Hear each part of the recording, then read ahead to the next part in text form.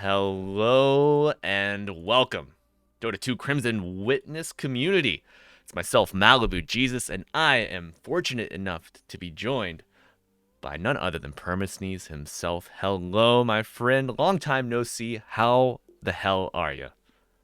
What's up? What's up? I'm good. I'm good. 1 a.m. fresh out of the bed. Woo! In this little situation, but we're here for the best possible Dota. Everyone always thinks it's competitive. Everyone always thinks it's top tier stuff. Nah, nah, nah. We're getting down and dirty in the all pick. We're getting down and dirty in the Crimson Witnesses community, and we can already see on the screen we got a lobby getting ready and some spicy, spicy team names. That's what you like to see. So I'm all for it. Yeah, we got the Milk Boys and the crispy fried Kez Warriors coming at you. And friends, this is a little bit rough and rowdy, fly by the seat of our pants. So, it's all pick lobby, limited bans, not an extended drafting phase, and we're gonna see everybody's Yeah. favorite picks coming out. Maybe some dicey drafts. We'll have to wait till we get in the game to find out. But we're giving the lobby mates about 3 more minutes to kind of get it together, make sure their heads are on hmm straight. We'll do a ready check just to make sure everyone's present and accounted for. But this is, I think, like the fourth kind of round of Crimson Witness in-house. We've been building on it, of course. It's great to see more interest. I think we even have like 2 lobbies filled up already today. Damn. Yeah, Okay. yeah, hell yeah. So What's up? we got the crew, and we got none other than Keenan, Mr. Ninja Taiga, with our lobby hosting for in-house one. We're pretty much ready to go. But Mike, what do you think is the keystone of a good community in-house? What Yo, can look, don't all I'm saying is everybody's got to come with the right energy, right? I think sometimes Yeah. when you join these community tournaments or community in-houses, you gotta get nothing wrong with being a little sweaty, nothing Mm-hmm. wrong with being a little try hard, but then you get someone in there who's just kind of caught a bad day, they want to release some pent-up stress. Wrong place, okay? Wrong Everyone's in here place. for the vibes. Everyone's just looking to have fun. I think as long as everybody brings that energy, and that's kind of where you'll have the best of a time. I think, you know, and it's not to say that people who aren't feeling their best shouldn't be allowed to play in houses. All I'm saying is that if you're coming in and you're not really in the mood to clown around, it's all pick, man. This ain't Mm-hmm. Ti. This ain't a blast slam Dota 2 1 win invitational. You need to relax. If someone's gonna pick a carry Viper, you just roll with it. And I think it goes back to what some of these the classic quote, right? If the game is gonna go full crazy mode, you gotta roll with it. And we have Exactly. ourselves. I don't think you can even call this a draft. I think we can call it a heroes are being picked at a blistering pace because that's exactly how all pick goes.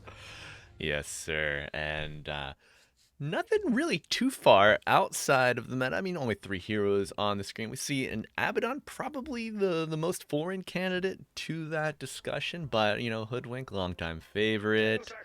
The Go Nuts though, might Dude, expect to see what? that change. Wait, are you kidding me? Abaddon was picked by both teams. You're telling me we got 10 people in the community and 2 of them on the opposite team were like, "Yeah, I'm playing Abaddon today." Who does that? What Right. kind of deranged are you Peter Pandam from 2015? Like what's going on here? Oh. Well, PPD not in the lobby today, though. Maybe not too Unlucky. too distant a pull. He is Crimson Witness adjacent. Back when Ti I'd was say in so. Seattle most recently, had a joint effort between NADCL and the Crimson Witnesses to host the wonderful Turbo Mode at Ti I that we were missed that. both so That was fortunate lit. to attend and participate in. That was, yeah, absolute Yeah. blast. So you know what? Maybe next month we'll see if we can get the Salt Lord himself in here. But for Yeah. now, we've got 10 of our best pals right in the lobby, and we've got all the picks on the board. I have not casted Kez yet in a Yeah. Dota match, so it'll be interesting to see how bad I mess everything up around this hero. Yeah, look, Sneeze, I'll what be do you honest with got? you. I'll be honest with you. If you ask me to name a spell of his, it'd be challenging for me. But I can tell you what they do, and I kind of know what's going Ah. on with the hero at least a little bit. But before we get into the Dota nitty gritty of things, I do want to ask you because you're a bit more familiar with the community than I am. I know you're a big regular there. You're Mr. Malibujesus cornerstone of the community. Do you recognize any of these players? I'm sure you've seen some of them before. Yeah. So let's take a look down the list. Megahead Mitch is Okay. regular Crimson Witness General Chat Degen. Atlanta Love that. attendee as well. Yeah, a big personality. I'm not familiar with anybody else. Maybe I think I've seen Caliber around. Holograph on the Dire, of course, and Volkix Tim on the Spectre. It's one of his go-to heroes, so expect to see him show out here. But The I'm seeing Grandmaster. exactly, dude. I'm seeing some unfamiliar faces, so always happy to make new acquaintances. You know, but yeah, three, And four familiar. I think these kind of games are the funnest because everyone's just picking their best hero and you can really see someone's personality through the way they play their favorite hero. I think Exactly. like this dude you're telling me is level 29 on Enigma. That suddenly it feels like I already know this guy. Like I know what he's gonna do. Funnily enough, I feel like a lot of Enigmas who are kind of up there in terms of the mastery. These days, it's a lot of off-lane Enigmas, right? They try and get those auras up and tempo up. But this guy, kicking it old school, for now, he'll find the entire enemy team. Uh-oh. Oh, Mega Head Mitch is gonna be put into the Mega Head ditch. First blood. Yeah, Jeez. Kentucky Yeah, Fried the one. Kez. He had that one prepared or something. That was crazy. Mr. Sneeze, I'm on the road. I'm back in my hometown of, I don't want to Mhm. dox myself, but you know what? I'm a West Virginia boy at heart in the U.S. I know country roads take me home. Yeah. Huntington, West Virginia gives me a little bit of renewed, revitalized energy. And, Nice, nice. when we got that energy, we got the lines, my friend. But any Yeah. lanes you're looking to be hotly contested here? What do you think? I mean, first and foremost, I feel like I haven't seen Leshrac in the mid lane in a hot minute. In fact, I haven't even seen Leshrac, but I think it should be pretty even. Don't really expect the Primal Beast to be able to full commit on the Lesh, just because if you start trampling up on him and he catches you off guard by yourself, there's a chance of just the Edict coming through, although, not leveled up at the moment. Should be pretty even. I think most potential action might actually be in this safe lane between the Kez and the Enigma. I'm not really sure how much I like the Enigma as a position 5, but the Eidolons can really put the hurt on. And is this a Techie's core? Looks like it. Oh my Zom is God. kind of switching gears. I thought it was gonna be Avenge position 3, like get the early Aghanims, tank a duel, tank a black hole, swap someone out, it's vibes. But yeah, I mean they're going greedy with it. Something I haven't seen at all actually, Techie's off lane. Right, and I think they might be looking to make use of the Spoon Stash. Get those items accumulated and just make use of all 9 slots for the techies. A little unorthodox, but in an in-house, I think anything could be viable. Yeah. Absurdly greedy. Like that's it. That's the type of greed they speak Well, look at the about name. in the 10 Look at the name of the Oh techies. my goodness, dude. King He's gonna Midas themselves, man. Okay. He loves it. He proclaims it right before he's even like it's his title. So yeah. I can respect it. If he doesn't go Midas this game, I'll be heavily disappointed. Midas or Riot. Can I type in Yeah. chat? Can they see No, me? no, if I don't. type? I think you can. Just, are there rules against it? I don't know. Who even cares, right? Actually, just slam it. Who Oh man, if we had like the caster slot overlord like rules, like okay, everyone has to queue up a Midas now, and then boom. Oh. That could be I remember that. moving forward. That could be a fun rule.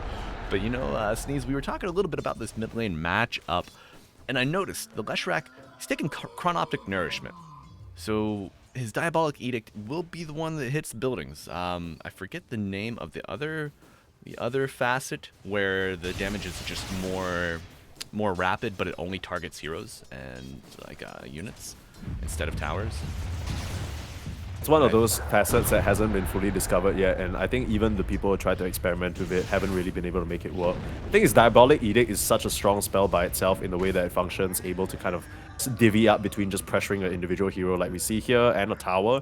So no reason why you want to kind of switch up that very tried and tested playstyle, right? I mean, Right. you can say tried and tested. It's been a while since we've seen Lesh, but I don't think this guy just kind of picks it for no reason. I think we're all expecting that these set of 10 heroes are each player's Siggies, right? You don't kind of queue up an in-house and pick some dude you've only have one game on. Absolutely. And looking at the Dire draft, other than proximity mines, you don't have a lot of building damage early on. Spectre can chunk some buildings later on, but it's gonna be quite some time. So just having that accessible to you, good choice here from Oxford Blue.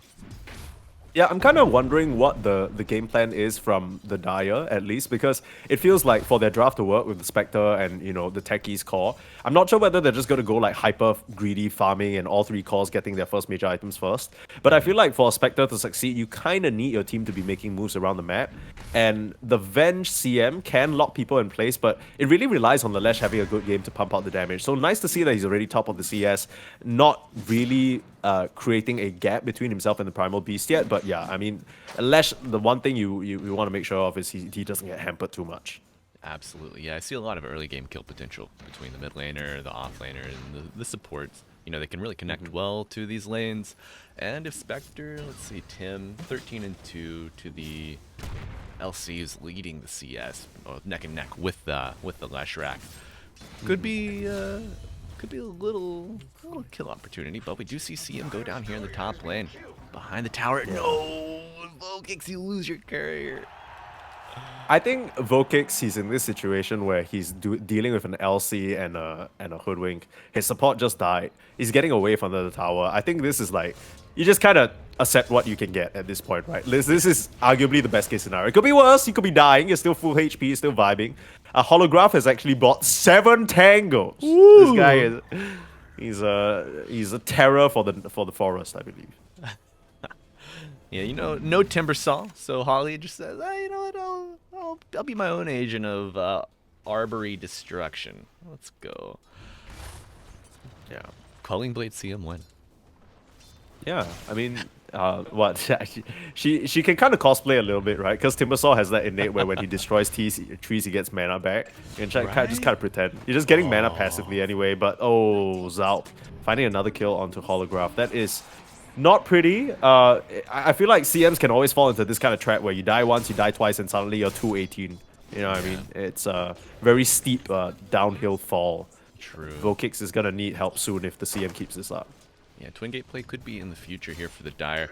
But yeah, just looking at this early itemization here. We got a Blightstone on the Hoodwink, CM only having 3 armor outside of the towers. Yeah. And really, other than the blood grenades for that extra 50 health, no true stat items. A couple branches could make you a little beefier, able to contest the space in that side lane against the Hoodwink whenever you go to unblock a camp, maybe steal a creep, get a pull going on. But yeah, the CM Intercurrent stays certainly food for the Ravenous Squirrel. Yeah, Nyx might be the Spectre food for the Ravenous Beast, and Invis Room picked up for the Primal Beast. He's making his way towards the top lane. There was a fierce sort of contest over the sentries, and because of the sentry in the hard camp, I'm not sure whether they're spotting out the Primal Beast, but it's far too late. Vokix is going to get caught. Yeah, a dead Spectre and a TP in from the Leshrac, though they do cancel it. And pretty proximal to that top lane as well, but Kame just going to waddle back to the mid lane. Get a little bit of CS and Wisdom It's Rune. just tough because like he went for like the max Lightning Storm build, trying to out-harass the Primal Beast, which worked out for him in the lane, but then when you go for these rotations, you're not really doing as much damage and having as much impact, so you're incentivized to stay in the lane, but if you stay in mid, it's not like you're really dealing damage to the tower anyway. All you can do is clear creep waves. I mean, Smile Enjoyer, he's back, he's ready to trample, he really is under no threat whatsoever. In fact, he might just get a kill. Whoa. Oh my goodness. That damage. You think of Leshrac, the king of damage when it comes to the mid lane, but man, Primal can just pump it out. This hero does everything, and he's been untouched. Yeah. Oh dear. Early Okay. duel Now you coming talk out. about the Twin Gate rotation and Milk Boy Curtis coming through the Twin Gates for his first duel win. Very nicely done. Speaking of milk, Sneeze, do you have a favorite type of milk? Damn, favorite type of milk? Nice. Don't Favorite type of you milk. know that my people are lactose intolerant? You know what No, I Mike. found out? I'm an You know what uncultured swine. Help me. Okay, look, you know what I don't know whether this is backed by science, Okay. but this is a trend that I've noticed, okay? And it seems that Asian people literally are immune to nuts. So like you know you guys have like a lot of nut allergies, like peanut allergies and stuff. Yeah. Very rare in Asia, Southeast Asia. Huh. But everybody here drinks a cup of coffee, shit their pants. Like you guys just drink coffee like nobody's business. Pump 3 of those babies a day is not a problem. Me, I drink a milk tea. That's like part of my culture, but like Chinese people love their milk tea and they just suffer. It's awful. I need that as a voice line. If my Oh. Sneeze when you make it to TI, drink a cup What? of coffee, shit your pants. That's gonna be your voice line. That's gonna be the sign Oh off. lord. Oh, and Okay, another, well, duel another duel. coming out for Curtis. Will he get it? No, but Wait, what? We'll get the Oh. kill. Big old bushwhack. Dude, I thought coming he was through. gonna survive. I thought he was gonna survive. That was kind of a clutch frostbite from Holograph, almost saving the Spectre there. But things are going bad from bad to worst. For Milk Boys are really starting to chalk things up. Yeah, I've seen a 5-1 kill count here, just shy of 10 minutes.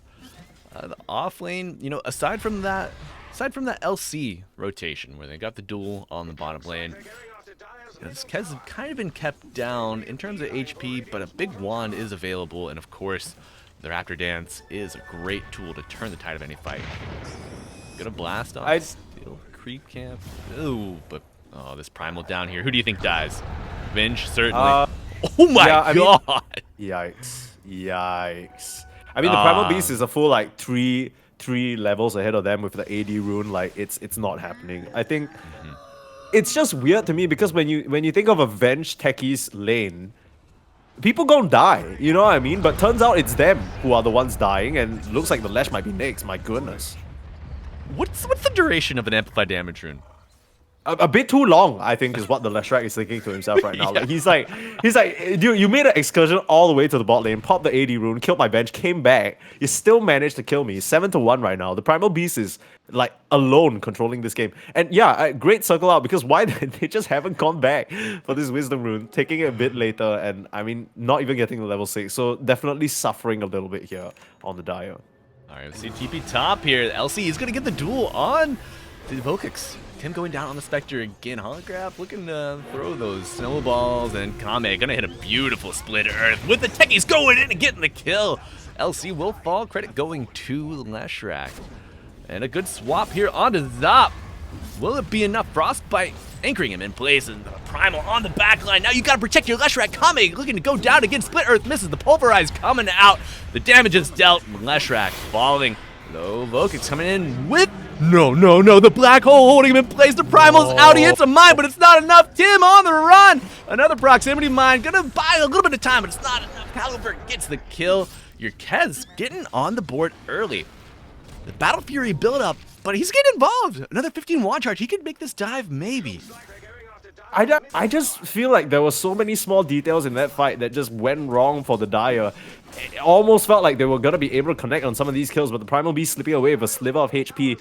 And it just goes to show when your heroes are so weak early on, you're not able to combine your spells in an effective manner. And the Primal Beast, he's just gotten way too much out of this game so far. They start their entire engagement with a dual kill. You TP in 4 people to try and punish, but then immediately Milk Boys with the response. So heads like props to them for bringing the numbers as well to counter this. And because of that, now they're at 4k gold lead. Mega Head Mitch getting that early level 6 as well, just probably from farming a lot in the bot lane. Like, gets that black hole on the solo Spectre, trying to come in to get, a bit of revenge. And he even has the dual victory damage. What? Is that the facet from the LC saying everybody eats? Yeah, spoils of war. If I eat, my homies eat. Alright, looks like Zom is just on tower defense mode. A wise choice, I think. But Sneeze, I think this early blade mail on the Primal is... That timing is going to spell doom them. for the Dire. It's going to ruin them, yeah. Like, they literally... Nobody in their team has anything they can do outside of damage, and they're not even doing enough to the Primal. Like, the Primal jumps in, one trample. Oh my goodness, wait, not even the trample, just the hoodwink alone almost clocks that Venge. And oh, look at the Primal on the horizon. He's going to charge in. I'm so scared. Like, I'm clenching my butt a little bit. I'm not gonna lie. I feel so scared for this Lash. I think Zop might be similarly clinching here, staring down the barrel with 3 Dire heroes, but he's got his buddy charging in. Leshrac will fall. Tier 1 tower defended. Dude, that has to be the most telegraphed thing ever as Zom dies in the top lane. Again, I just feel like even though they have Kez as their team profile picture, they're kind of playing a bit headless chicken right now. You know what I mean? They don't really have a clear idea about how they want to respond to the aggression that Milk Boys are throwing at them. And all this while, Calibur's just farming up, just third on the net worth, not fussed about a thing. Haven't really been able to connect on any meaningful kills. They've brought numbers to the mid lane to try and open up that tower. Didn't work out. Most obvious play in the world, and Blast Off misses. Zap, though, giving the techies a bit of a chance to get out here, but the Blink Dagger reveal on the Leshrac could provide an opportunity here for the Dire. Frostbite in place, and the Legion Commander will fall. No dual damage, no spoils of war spread today. Okay, I mean, you can kind of see the idea there that, you know... Twin Gate. Oh, yikes. We Okay, see Kez, Primal we see Beast. Primal. A swap onto the techies, the damage barrier applied, and now on the back line, the Primal looking for Holograph. Holly, can you get out? The answer so far is no! The damage! Oh, they have 700 HP. Think of the pups left without the maiden to guide them. Now Caliber getting that slash onto Tim in a black hole. Oh, Mirapi Chavez not going to be able to get out of that one. Sucked into the singularity, and a sharpshooter misses the mark. Volkix going out in style. Sent to the graveyard, a team wipe for the Dire. Puts Radiant ahead 19-3. Mike, it's 14 minutes in. How do you dig your way out? Look, if you just pause the game right now, and you screenshot the heroes that are on the Dire team, the kills write themselves. Like, it's not that hard. Like, all you do, get vision with your minds, frostbite someone, and full commit 3 spells on them, they're dead. As much as they're having a great game on all of these heroes, none of them are tanky enough. Or you hope it's not the Primal Beast, but everyone else can die to that combo. It's just that they're not really combining their spells. Look, again, Blink the you duel, can though. do it, but then Spells of War going their way. Exactly. Now, a beautiful swap, again, from the bench. All you need to do is combine your spells. Exactly what they're doing here. And they're going to get the Primal Beast. Primal to fall, and that's a massive bounty. Look at that. Over a 1k gold going to the Dire here. Bit of a reversal off the top rope coming out. And Sneeze, let's not overlook the most important aspect of that. Siege Catapult with 5 extra damage. Oh, this house gone. This house gone. The siege, oh, the siege gets it. Not able to keep it deny. This Blink Dagger. Get wrecked. Blink Dagger for the Leshrac. You know, the play went awry in the top lane. Put himself into danger, but paying off. I think just being able to connect to your supports and your offlaner. Just going all in on those heroes, as you mentioned. That's the ticket for them. Again, like, all I'm seeing is I feel like they have an insane amount of magic burst that they just weren't pressing their spells in unison. He shows on the wave, the bushwhack hits, Curtis is in Fizz, walking up, the smoke is popping, he loses his courier in the duel! Oh, but you know, okay, the Dire getting a kill on the other side of the map. Enigma going down. No Vladimir's offering completed anytime soon for you, my friend. Good trade? I don't know if that's a good trade. I mean, technically, if you're looking at Dota plus Mastery, that is even. But other than that, everything kind of sucks for this Spectre. He's just been caught out over and over. Volkix not really having much of a game for himself there. Right, pushing up really far on that wave there. They didn't really have any vision scouting out the Dire approach as well. Yeah, though it was a smoke play from the Radiant. Oh, Primal Beast. He's surrounded. Surrounded, but able to get out. Onslaught. Good spell confirmed. Again, I feel like this CM is like the centerpiece, right? The CM and the techies. If they can get the root off into the blast off, anyone dies. Straight up. Like, anyone dies. They just need to try and find these connections.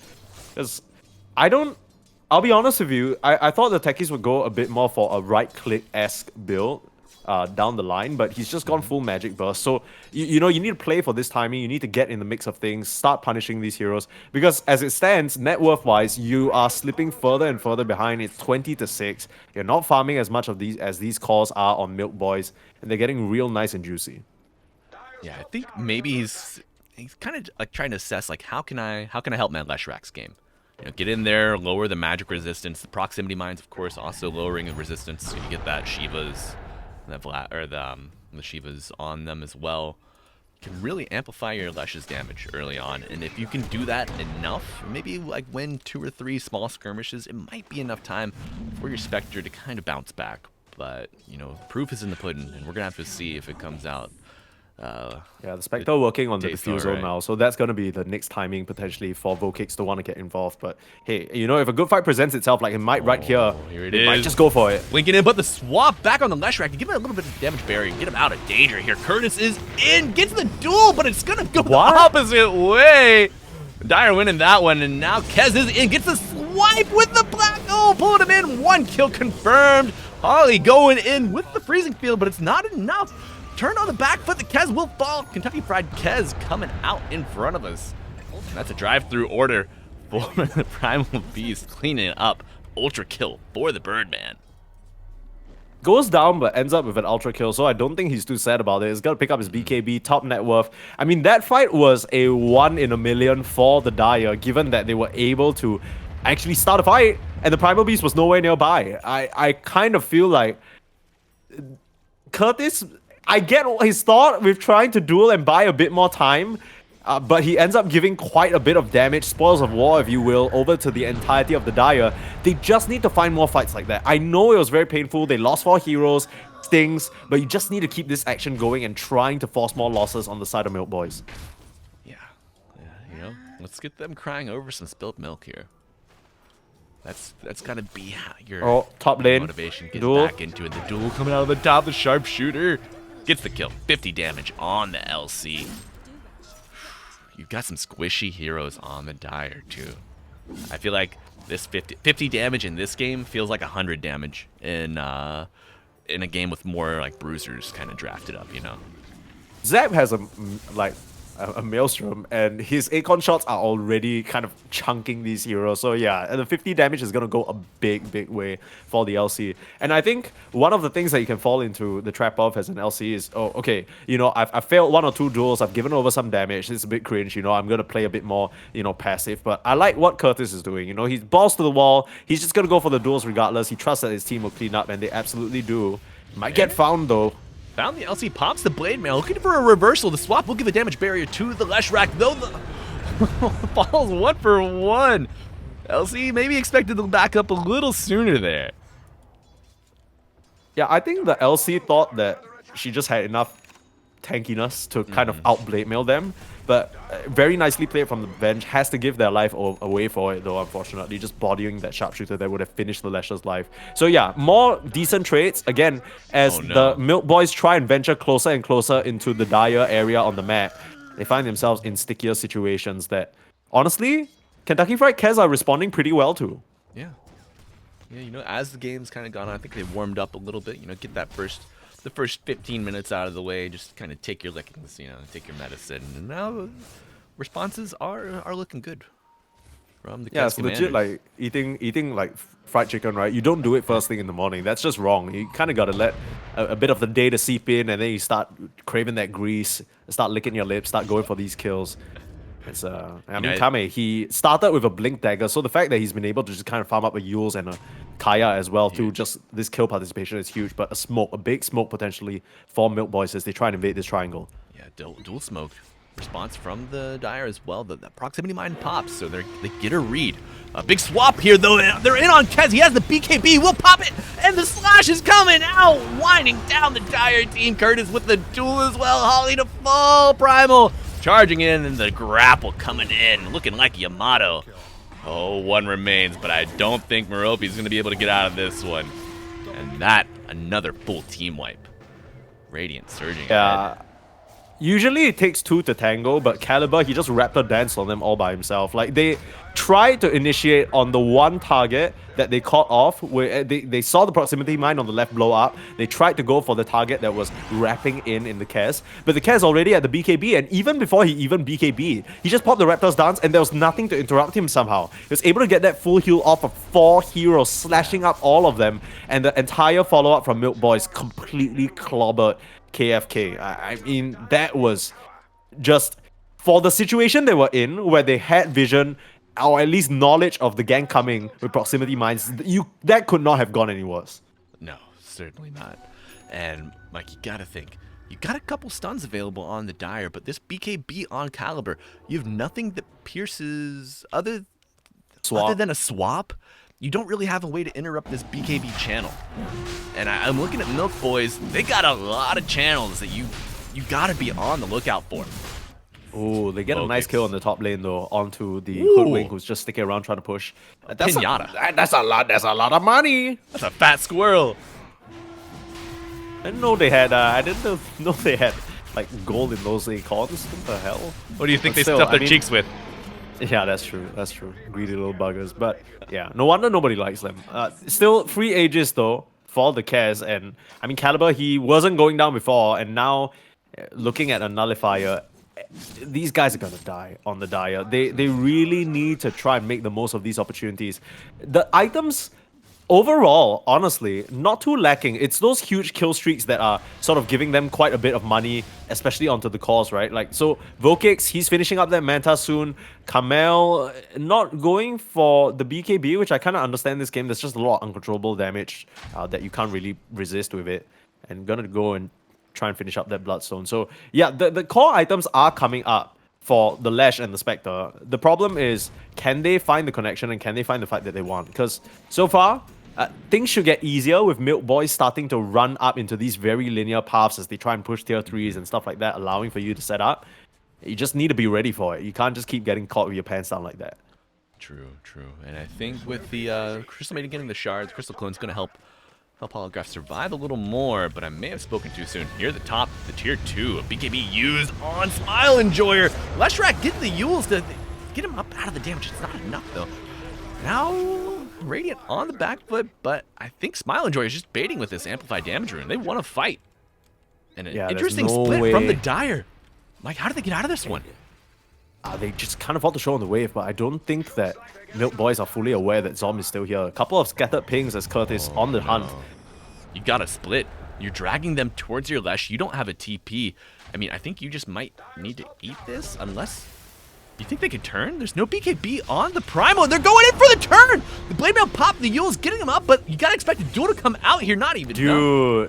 Oh, no, what the heck was that? Why did Zom abandon his buddy there? I thought they were gonna go for it, and I think they could have really busted the Primal. Yeah. I mean, I guess his idea is that, look, I used the blast off to escape. I don't have that damage, but if you just start on the high ground, wait up for one of them to walk in, they die there, and that really turns the tide of the game. This Primal has been such a big problem for you. Level 18, the chunk of change on this bad boy can just change your whole career. So, I'm not gonna lie, Zom kind of left his buddy high and dry there.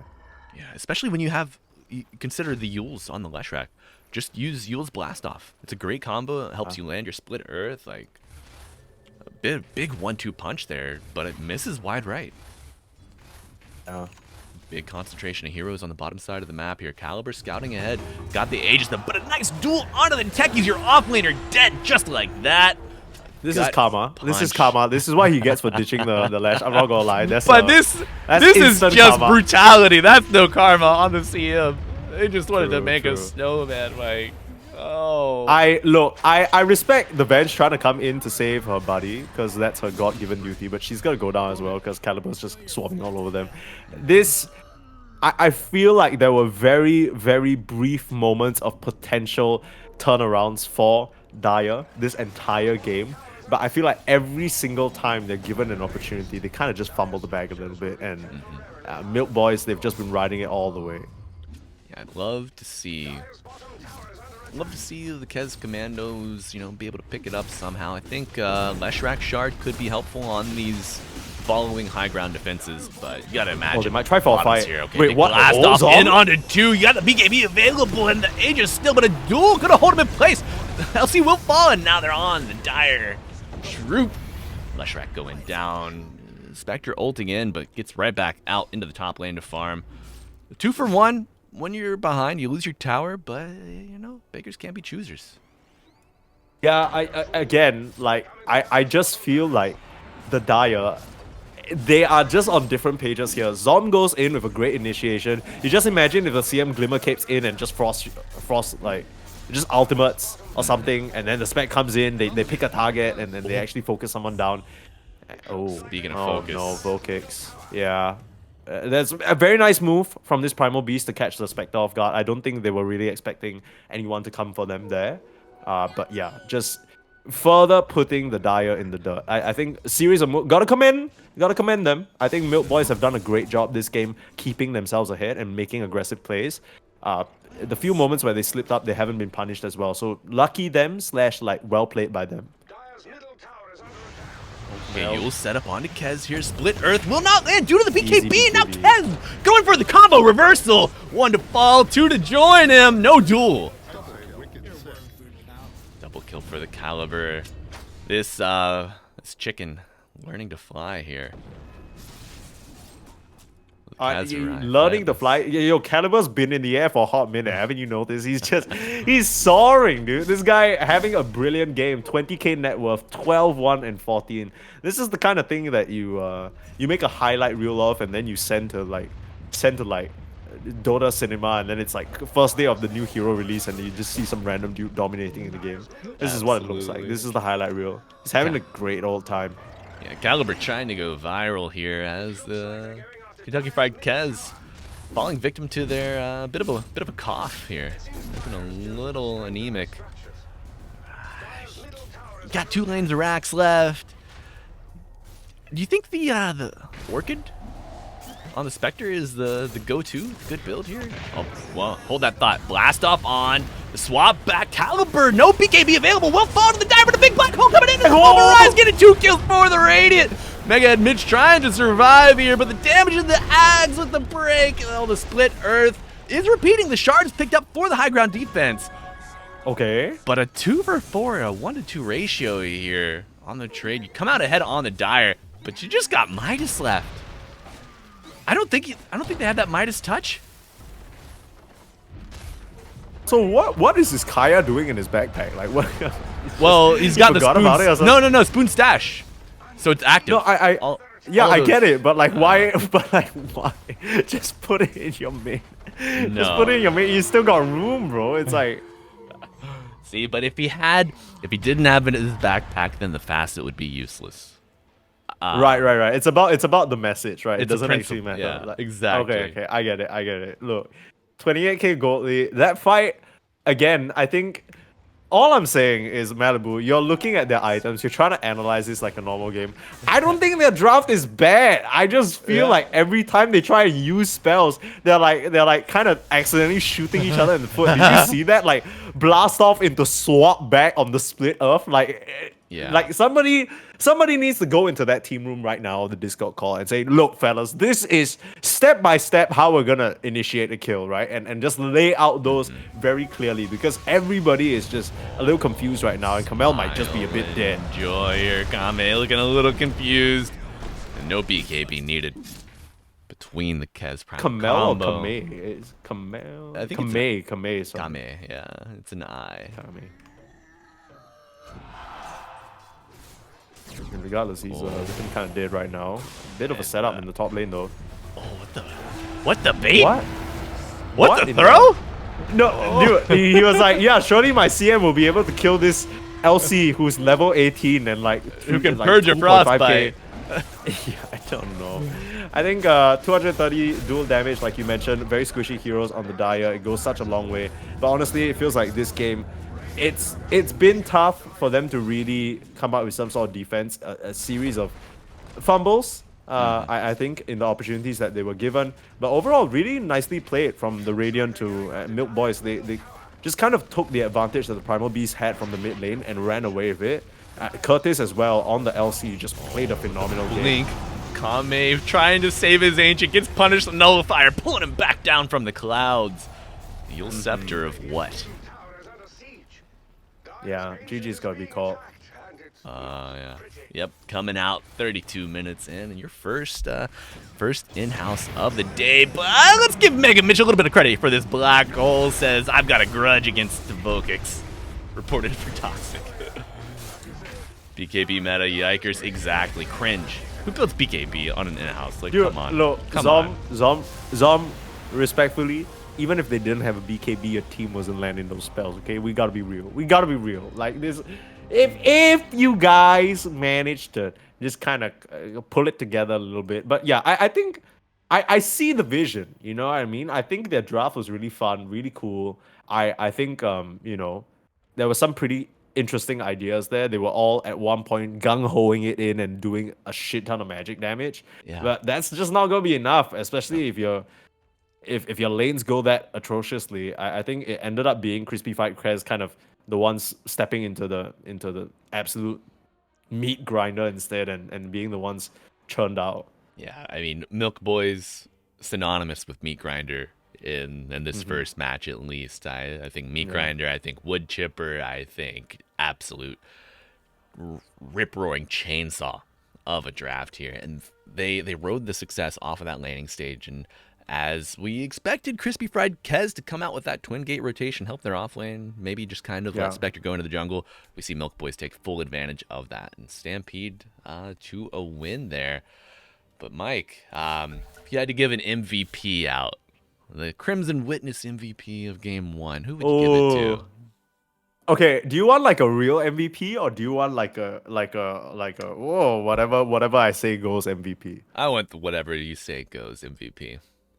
Mega Head Mitch, my man, AFK the whole goddamn game just to come in, hit a crazy black hole. That's what the Enigma difference is about, okay? Screw the Primal Beast just completely dominating the game. Screw Curtis in the top lane owning it out with LC. I'm talking about this position 5 who just kind of watched his Kez take bomb after bomb after bomb for the first 5 minutes. Kind of just farmed it up and hit one crazy black hole. Then he's like, dude, Mega Mitch is like patting himself on the back right now. He's like, yeah. Oh yeah. If you Yeah, don't know him, he like crazy black hole. is. And Yeah, you know, Skis, I look at the Enigma stat line, 3, 4, and 14, an absolutely amazing support game, especially for a pause 5. But you know what makes it a real Enigma game? Yeah. 4.6k hero damage. Whenever the minimum on the team was That's what I'm 14. saying. Yeah, Dude, he's like, his assists are literally an Eidolon auto attack. Like that's literally his assists right now. Based on what I saw in the game. But I think overall Radiant should be very pleased with themselves. Milk Boys going all the way. So yeah, I think at the very worst, I think the Dire team still definitely had their fair share of fun because they were playing such an explosive draft, right? Anytime they were able to land their spells, these heroes went up in smoke.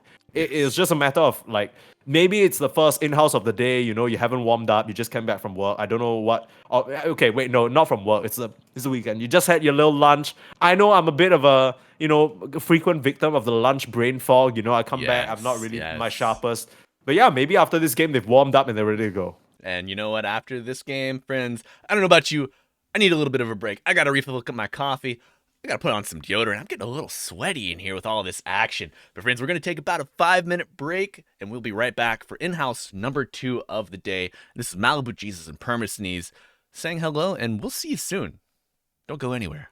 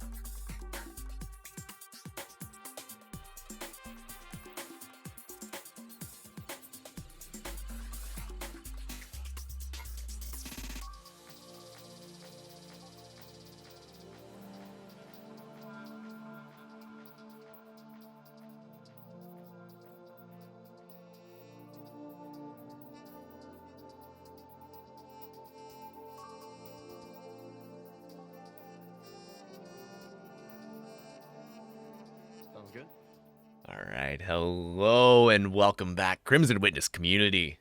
You know, it's your boy Malibujesus, and we still got Permasneeze. I didn't scare him off just yet. You know, it's 2 a.m. I'm still over here. in the land of the I'm still here. sneeze, and our boy is still hanging on strong. Hello, sir. You got any hot tea? Any no milk? But what are you drinking No on milk. today to keep you nice and Just comfy? just unironically, just water for my own health because throughout the waking hours of the day, I've had three sweet drinks, three sweet treats of various different sweetness levels. So it's enough. I'm gonna get some early diabetes if this keeps up. It's not gonna look good. So keeping it pure, keeping it fresh. I mean, trying to stay refreshed.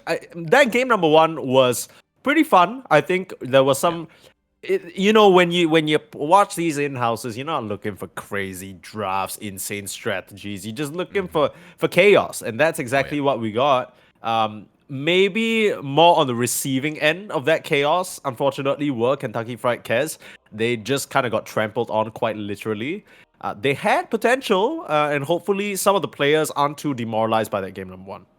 Yeah, and we're seeing a bit of a shuffling of the rosters here from game 1 to game 2, so a boost of that morale. And we've got some MMR chat here in the lobby, maybe looking to see a more two-sided game in game 2. Dude, what? Like I would have never guessed some of these MMRs actually. The fact that you're telling me Curtis 252 is 2K MMR? You're lying. He's lying. He's lying. There's no way. I refuse to believe it. And wait. Our MVP of game 1, Mega Head Mitch, the Enigma, the enigmatic hero, 1100 MMR. Dude, Lies. MMR is just a number. Dandy spoke it first. It's the truth. You know how it is. Yeah. 7K. These 7K 6 point. Who cares? Who cares? What did you do in the game? Okay, did you even land a black hole? Didn't think so. No. Ooh, I've stomped around. I romped and stomped. I carried the game on my back. Yeah, shut up. No one gives a shit. No one said. But I think the two loudest words that you said the game Malibu are black hole. And if we're going by pure volume, that just means it was the most hype. So sucks to suck, guys. It does. It does. Let's think of some alternative names for black hole. What do you got? If we pull from Deadlock, the singularity is a nice feel. It pulls it all together. Oh man, alternative names for a black hole for like just shouting in a cast. Yeah. Little Hollywood action for you all behind the scenes. Yeah, you're giving me a bit of a on the spot. Well, you thrive. You thrive under pressure, and as Mike is under pressure, so are the Milk Boys and Team Smug. Team Smug. Yeah, look, I'm gonna be real with you. I feel like wordplay is your thing. You got all the funny names. You got Malibujesus. That's the specialty. You kind of. I'm sure. Dude, you know what's the funniest thing? I feel like you posed me that question and you've already thought of 3 while you were saying that question. That's kind of the Malibujesus effect. Normally it would be, but I'm not gonna lie to you, Mike. I am dead ass tired, and the secondary thoughts that are always going on, the brain juices, they're all focused right here front and center. There's no esoteric like processes happening outside of what you see here. One thought, one brain cell today. And it's me. I'm your one brain cell, and I'm not working at all. This shit's rough. Okay. A bit of a theme going on the Radiant side. Going to green heroes other than Ogre Magi.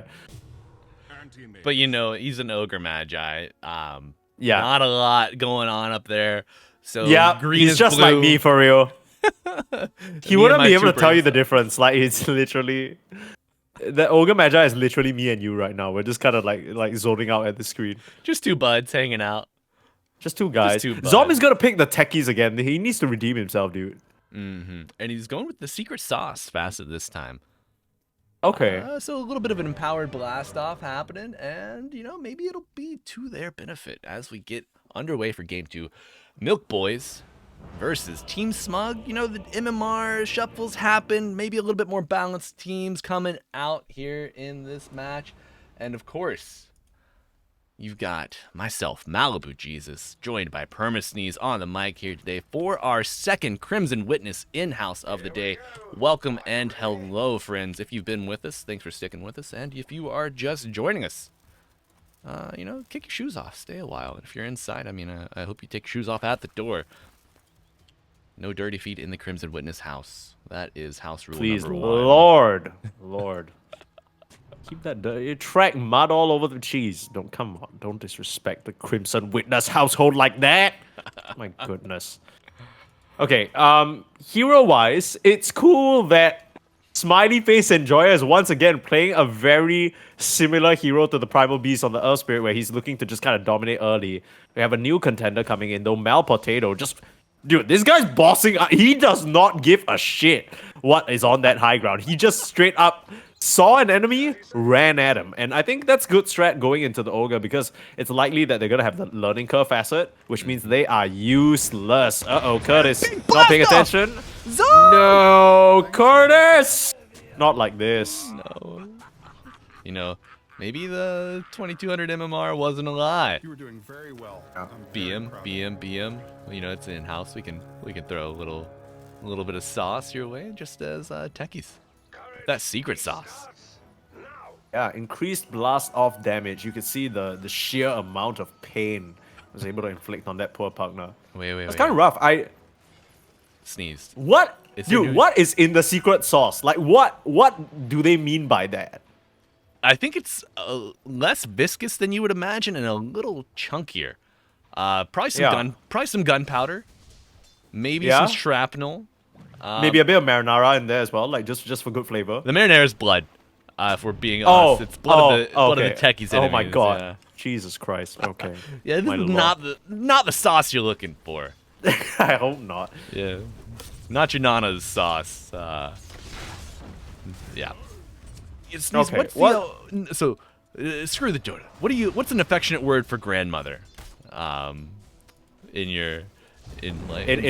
my language. Depends. You want it in like Chinese, or you want it in Cantonese? Whichever one you. I can give you both. So you would call a grandmother like Nai Nai or Mama. Okay. Depending on which side. I feel like in sort of just generic American or British English, you just kind of call your grandmother grandma. You know what I mean? Regardless of whether it's on your mom or dad's side. But yes, for some reason in Chinese and Chinese dialects, it's always differentiated. So only one of them can be Nai Nai and only one of them can be Mama. Okay. So it follows the maternal, paternal. There's that whole thing. You know how it was, the dynasty. I actually have no idea why that's the case, but they're quite specific about it. But yeah, why do you ask? What do you call your grandmother? I call my grandma just grandma. But okay, I'm from Appalachia in the U.S. and there are so many different ways to designate family members. Like you can have Meemaw. You can have me. Oh, that's the one I was gonna say. You can have. I didn't know that was real. Yeah. Oh yeah, it's real, dude. It is real. Okay, it's kind of cute. I'm not gonna lie. I'm digging it. Meemaw. Yeah, and I've always danced with the idea of introducing like Appalachian tendencies and some hill speak into the cast, but it's like, what is the most appropriate? You know what? Screw just appropriate. Bring it out. Yeah, we see a leap forward here. Battle for Malibujesus and Smile Enjoyer in the mid lane.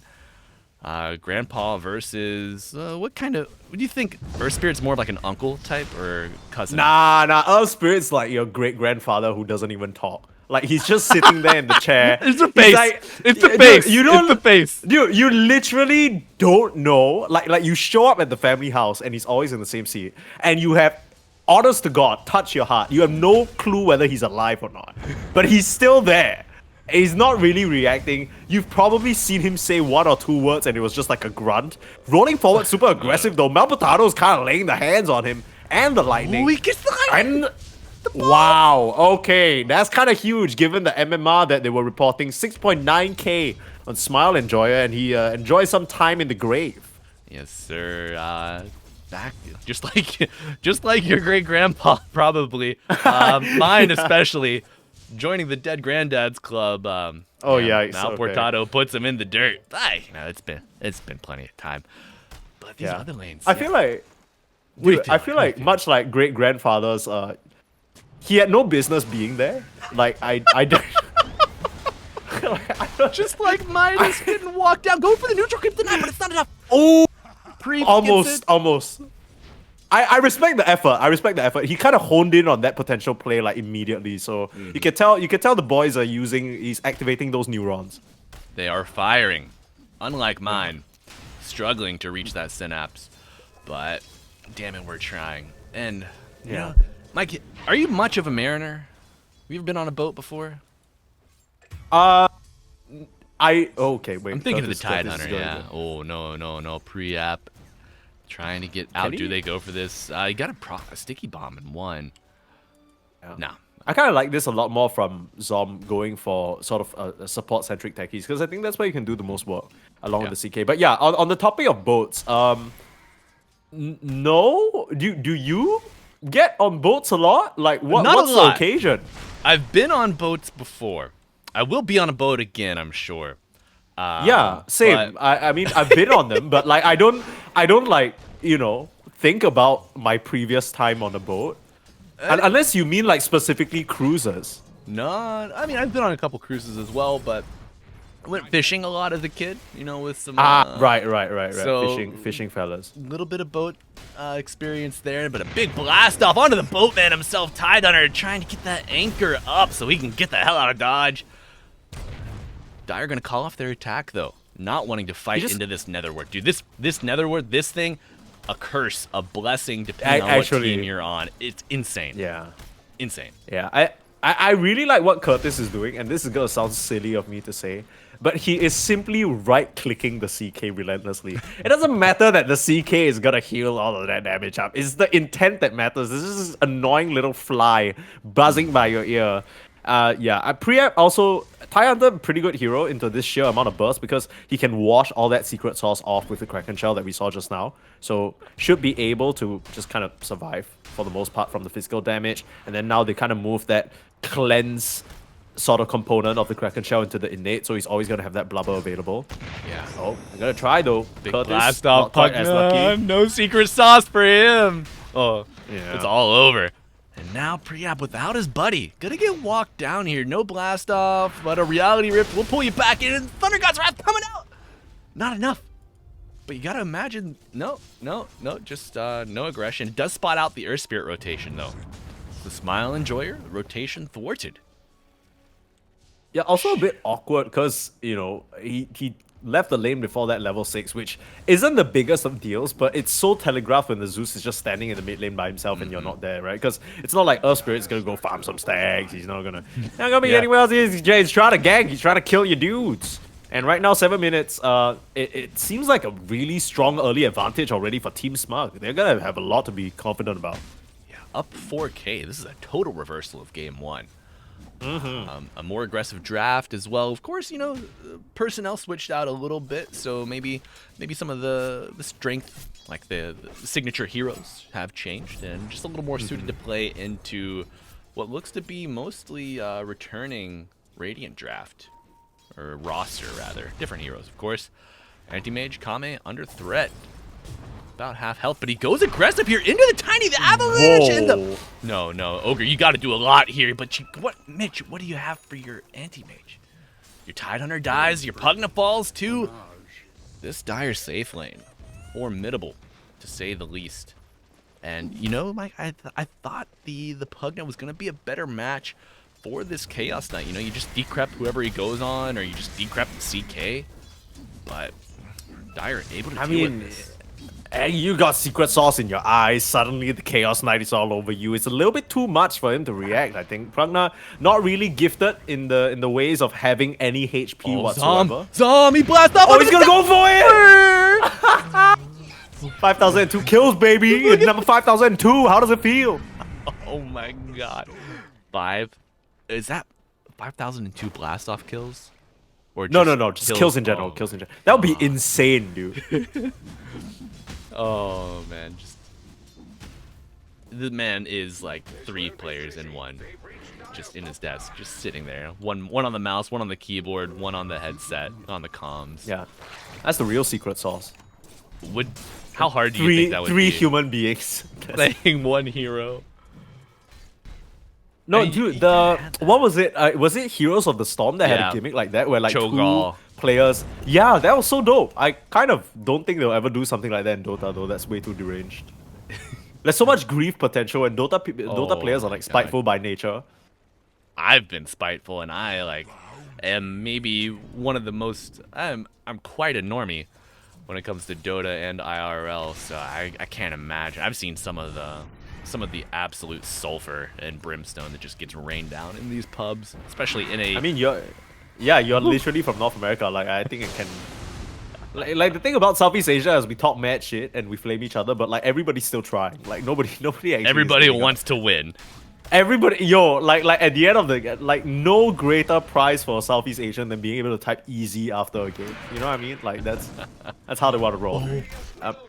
Nerobi? Oh, the Pugna? No spells. I mean, there's no way this is happening, right? Like just the CK alone, he can't make this happen. He's so beefy. Is that an armlet?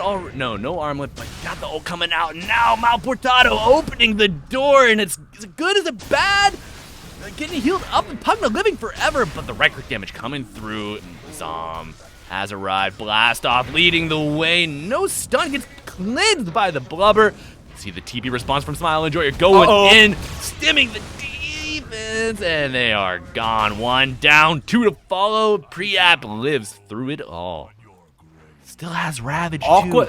Sneeze, they could go That was such a force. I don't know why they were so kind of pressed for this Tide Hunter kill that they were never able to get. Dead Lion? Dead Lion? Lion? Hex? He's hexing. Rolling boulder stunning. available, but the Ravage of the Earthspike! It's not enough. Ooh, It's no. not enough. No way. The slow from the D-Crap. No level 6, so you're not getting the left here, but wait, they're all TPing. What the big hell? response, they say, save the lion. Start the engine up, it sounds like a zoo. And the response from Team Smug. That's straight from Mr. Kendrick Lamar, the GOAT. Thank you for the new album and the new bars. Are you a hip-hop fan, Mr. Sneeze? Yeah, look, I'll be real with you.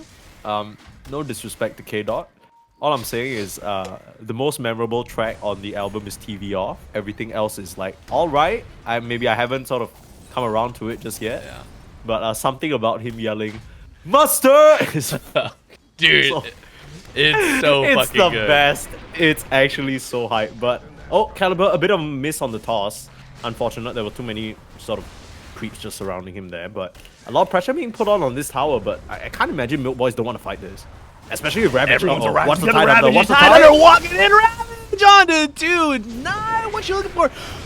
Okay, the CK getting a little bit of damage thrown off with the disjoint. Now the toss back under the tower. The Tide Hunter fighting blow to blow. The CK goes down with the blast. Now the Tiny trying to get out. Big the Magnetize coming out and says, do we attract or repel? But this one's trying to repel here. And Smile Enjoyer will get out. Does anyone fall? Regen Rune. Oh, you're walking into the landmines. Kame not able to get in there. And 1 for none. I think losing your CK is not as bad as losing a Ravage. I don't think that went as badly for Milk Boys as it should. Like, I feel like that's a common trend with this team. I'm not sure how they managed to get away with that. The fact that Pre-App survived so long. Team Smug threw everything. Like, literally everything that they had into that fight. And they just couldn't clean up some of these kills. Which is problematic when you're going up against an anti-mage that's only going to get tankier, closer to that Battle Fury. Same situation for Smile Enjoyer, right? He's just going to come right back with a Blade Mail soon to follow.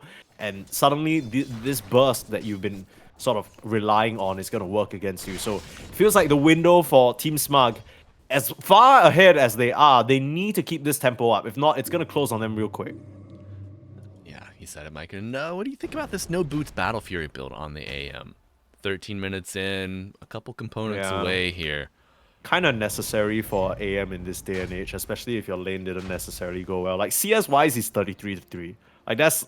Kame, you know, both games so far, hasn't really been having the best time. He managed to sort of make a decent recovery on the Lash in game number 1, but still kind of under constant pressure on this AM. Yeah, good observation there. He's going from the mid lane to the pause 1. Wonder what one is more suited to his style, but Zom, the techie specialist, walking into a minefield of another team's creation. Yeah, this is a bit of revenge because if you remember, like 5 minutes ago, there was just a solo kill from Zom coming to the twin gates on that secret sauce shit. So yeah, Kame gets a nice bit of revenge, and just when we said we're struggling a little bit in terms of the net worth, that's a kill streak his way. So the thing about the Battle Fury Rush, it sounds obvious, but obviously the sooner you get it, the more it exponentially pays off. Action on the top lane though, Malibu.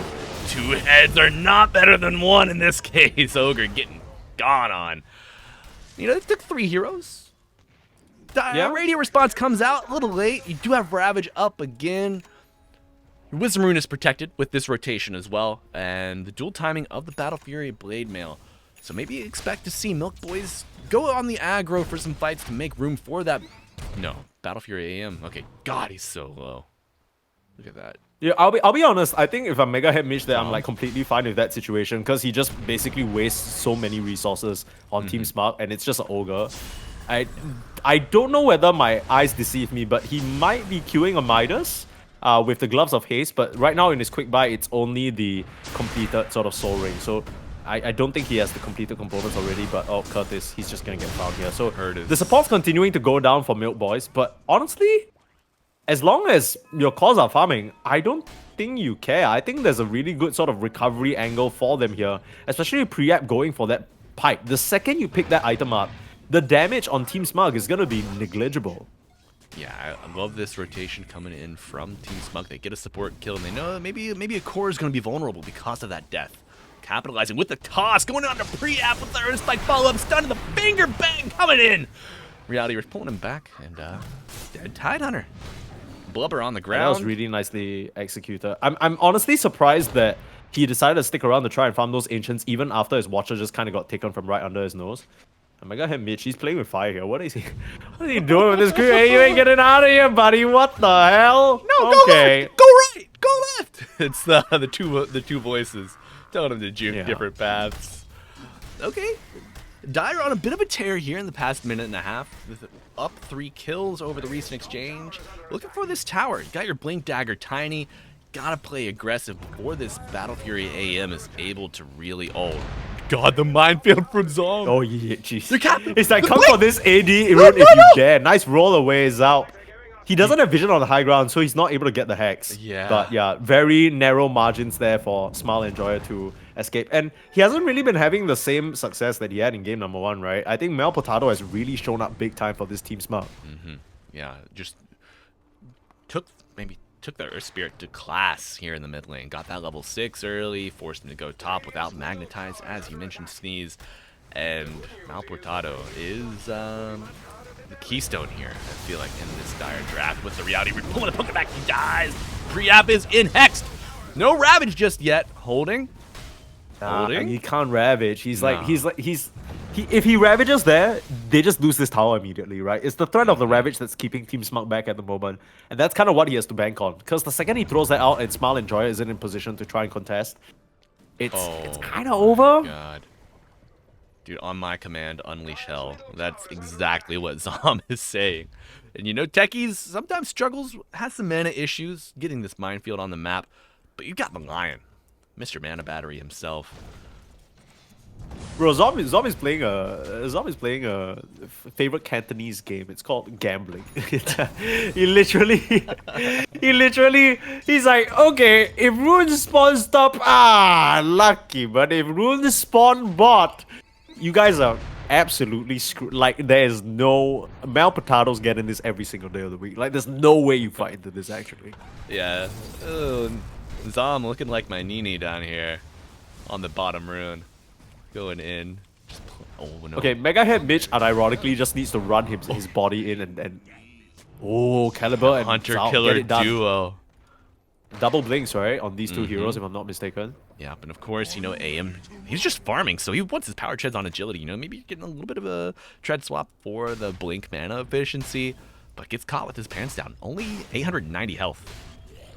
I mean, if you look at the way the map is laid out, there's only one place that AM can be, honestly. Like, unless he's in the triangle, but we saw that the partner was kind of occupying that area. It's a little bit awkward map state-wise. Kamel, again, even with that Battle Fury Rush, it's not the most insane timing. Mitch? And they're just struggling to keep up with the tempo that Team Eating Smart a are putting lot. on. Look at the line kill. The Mitch is living forever. Now they're certainly going to get the tiny, but Malibujesus has arrived. Thinks twice. Gets on the retreat here, but Smile and Joy are not wanting to let him go. Midas puts down the Observer, probably spotted out. You gotta is this a bait? Blocks the Kip. They say, get to the minefield. Fight on our territory. Some real Sun Tzu shit coming out here in game 2. True. From Zom. Love Sun Tzu. That's my guy. Look, like it's so scary because the second they lose the Tiny or the CK in the fight, they don't actually have anyone on the front lines, but if they can just find a solo support like that, they get them every single day of the week. So unfortunately, a bit of a step forward, too far from Curtis. Pugna gonna go down again. Yeah, Pugna, unfortunately, the mana battery is turned into the Tombstone battery at 0, 8, and 4 here in game 2. And Sneeze, something you may have noticed, Zom has not used the proximity mines in any of these small skirmishes, saving the cooldown instead to always come back. Bro, guy actually doesn't care. Like he's just, this is like, you love to see this from a techies player because you know that even though the heroes change, they refuse to be shaken from their single-minded mentality when playing the hero. They're like, I'm playing this specific mini game within Dota, and no one can break. I don't care if this is gonna help my team win the team fight. I set minefield. Like that's all Zom is thinking about right now. They're like, yeah, Minesweeper, Crownfall Act 4, right? No, Minesweeper every match. I've been playing this for years. What are you talking about? Oh, but yeah, this is the true Sun Tzu lesson. You gotta ruin the mental state of your enemies, and that is when you truly win. Ancients, irrelevant. Brain power, will to live, will to play, that, oh no. And another minefield being established here. Mega Mitch, maybe the best candidate to walk into it at this point. 1500 HP. Blast off! Oh no! Secret sauce, gotta finish him off. Oh my goodness. Zom with another terrifying explosive entrance, but Lion gets caught out. Looking for a bit of a chain explosion here. The Radiant finding Zap, and the Zap will not come through. A big Ravage from the Earth Spike coming out. Can he blink? Techies is dead. Gets the blink out of the TP. Gets interrupted. But the Ravage! Oh, what? Whoa! Kill confirmed. You know, if nothing else. Guess so. Okay, I guess. I guess. Nothing else is happening on the map here for the Radiant, right? Bro, this pre-app guy is playing the game on like 0.5 times light speed. Honestly, like I feel like he's just straight up piss chilling. He doesn't care about anything. He only has one job. Oh, Malibujesus. Wait, how did that happen? Did he walk into the minefield? Yeah. It must have been, right? Oh yeah. And you know, the Dire, they've got such good vision in this area. This Observer somehow has not been spotted out, even though it blocks the camp and was planted after Meghead Mitch's Observer as well. So, I'm not gonna lie to you, I just think they straight up are not paying attention. I don't think they're thinking about this. Bro, Mega Head Mitch has so much more on his mind. Like, he needs to finish this Midas ASAP. Yeah. He's getting spelling from the He's getting there. Still hasn't queued it up. Keeping the audience. There we go. There we go. It's on the. It's gotta be on the courier. Wow. Let's go. Let's go. And Midas, I love how Zom, he leaves this camp unblocked because he knows Radiant Heroes want to farm in that area, so they're going to be tempted to go on the techies. You know, you see techies, you're like, yeah, that's a free kill. Not when you have 500 mines around you. And kind of interesting that the Zeus went for early shot. I don't think we really see lightning hands a lot these days. There was a point in time where all these Zeuses were going for it like second item. That was when the right click Zeus was really busted. But then they've since nerfed it, so I don't really know. Maybe Malibujesus, he did kind of allude to the fact that he's a bit of an older player, so maybe still sticking on to some, sometimes people come back for these events and stuff, and maybe they haven't touched Dota in a while, so they just go back for the one hero that they're most comfortable on. But Team Smart able to just, off the space in the map that they're creating, there isn't really much pressure coming out from Milk Boys in contrary to game number 1, and they are going to be able to take this very, very free Roche. I mean, a free Roche on your CK? Most likely, yeah. You want your building hitter to be enabled here, though, I mean, CK or Tiny, I feel like good candidates here. And yeah, old dog, let's see if he can learn new tricks here. Though, not going to need a new trick to run down this Tidehunter.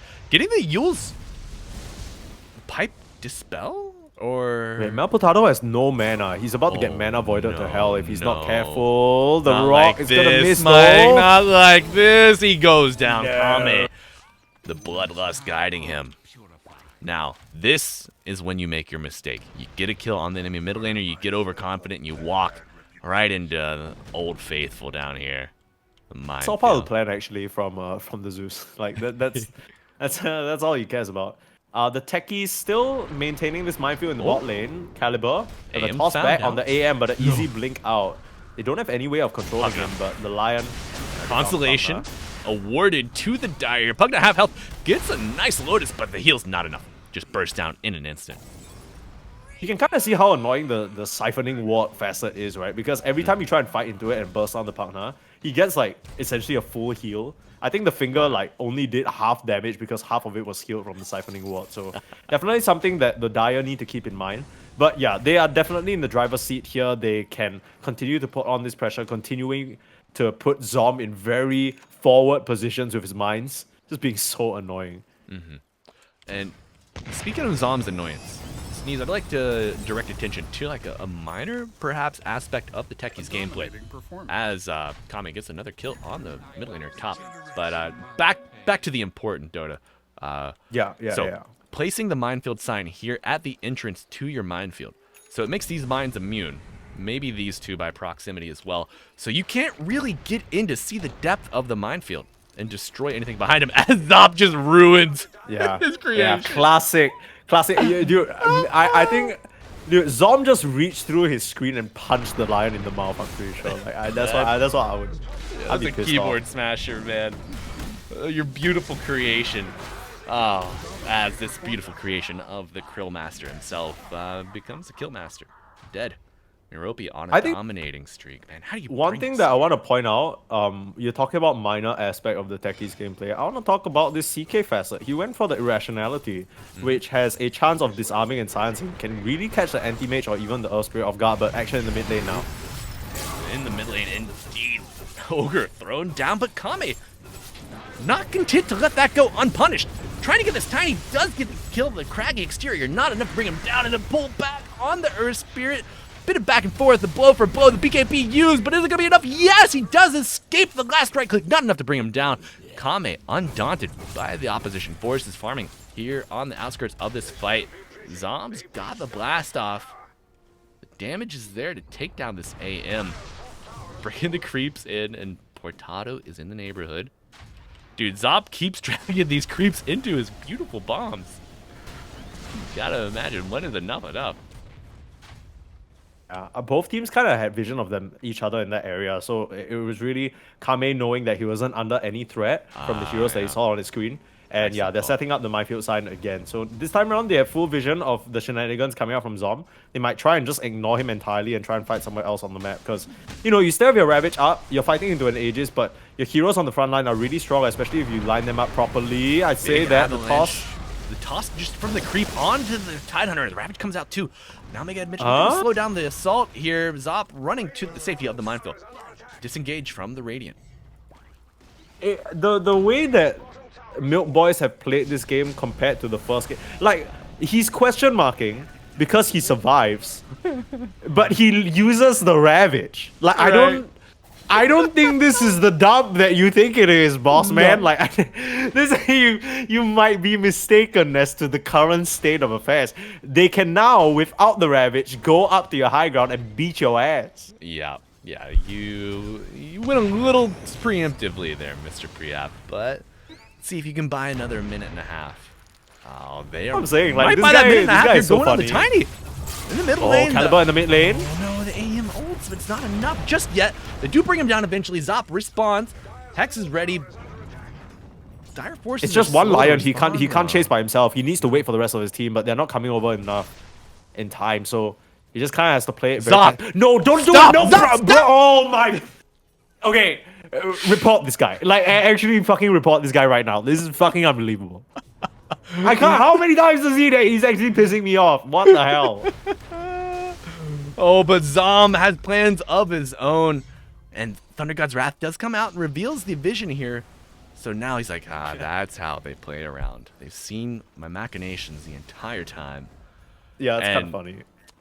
I think if we see an in-house 3 Sneeze, it's gonna be Zom versus Zop. Okay, all I'm saying is that like at this point, Zop's gotta be doing the shit intentionally. Like he, you know, sometimes you get like annoyed at your teammates, so you try and passive aggressively set them up to fail.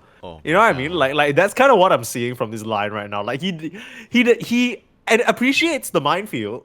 He knows his teammates trying, but like he's just trying to shake it up. Like he's subtly trying to communicate to Zom that this playstyle is not gonna work. Come on, bro. Like let's use your ultimate for better purposes. Let's crush him. Let's win the game.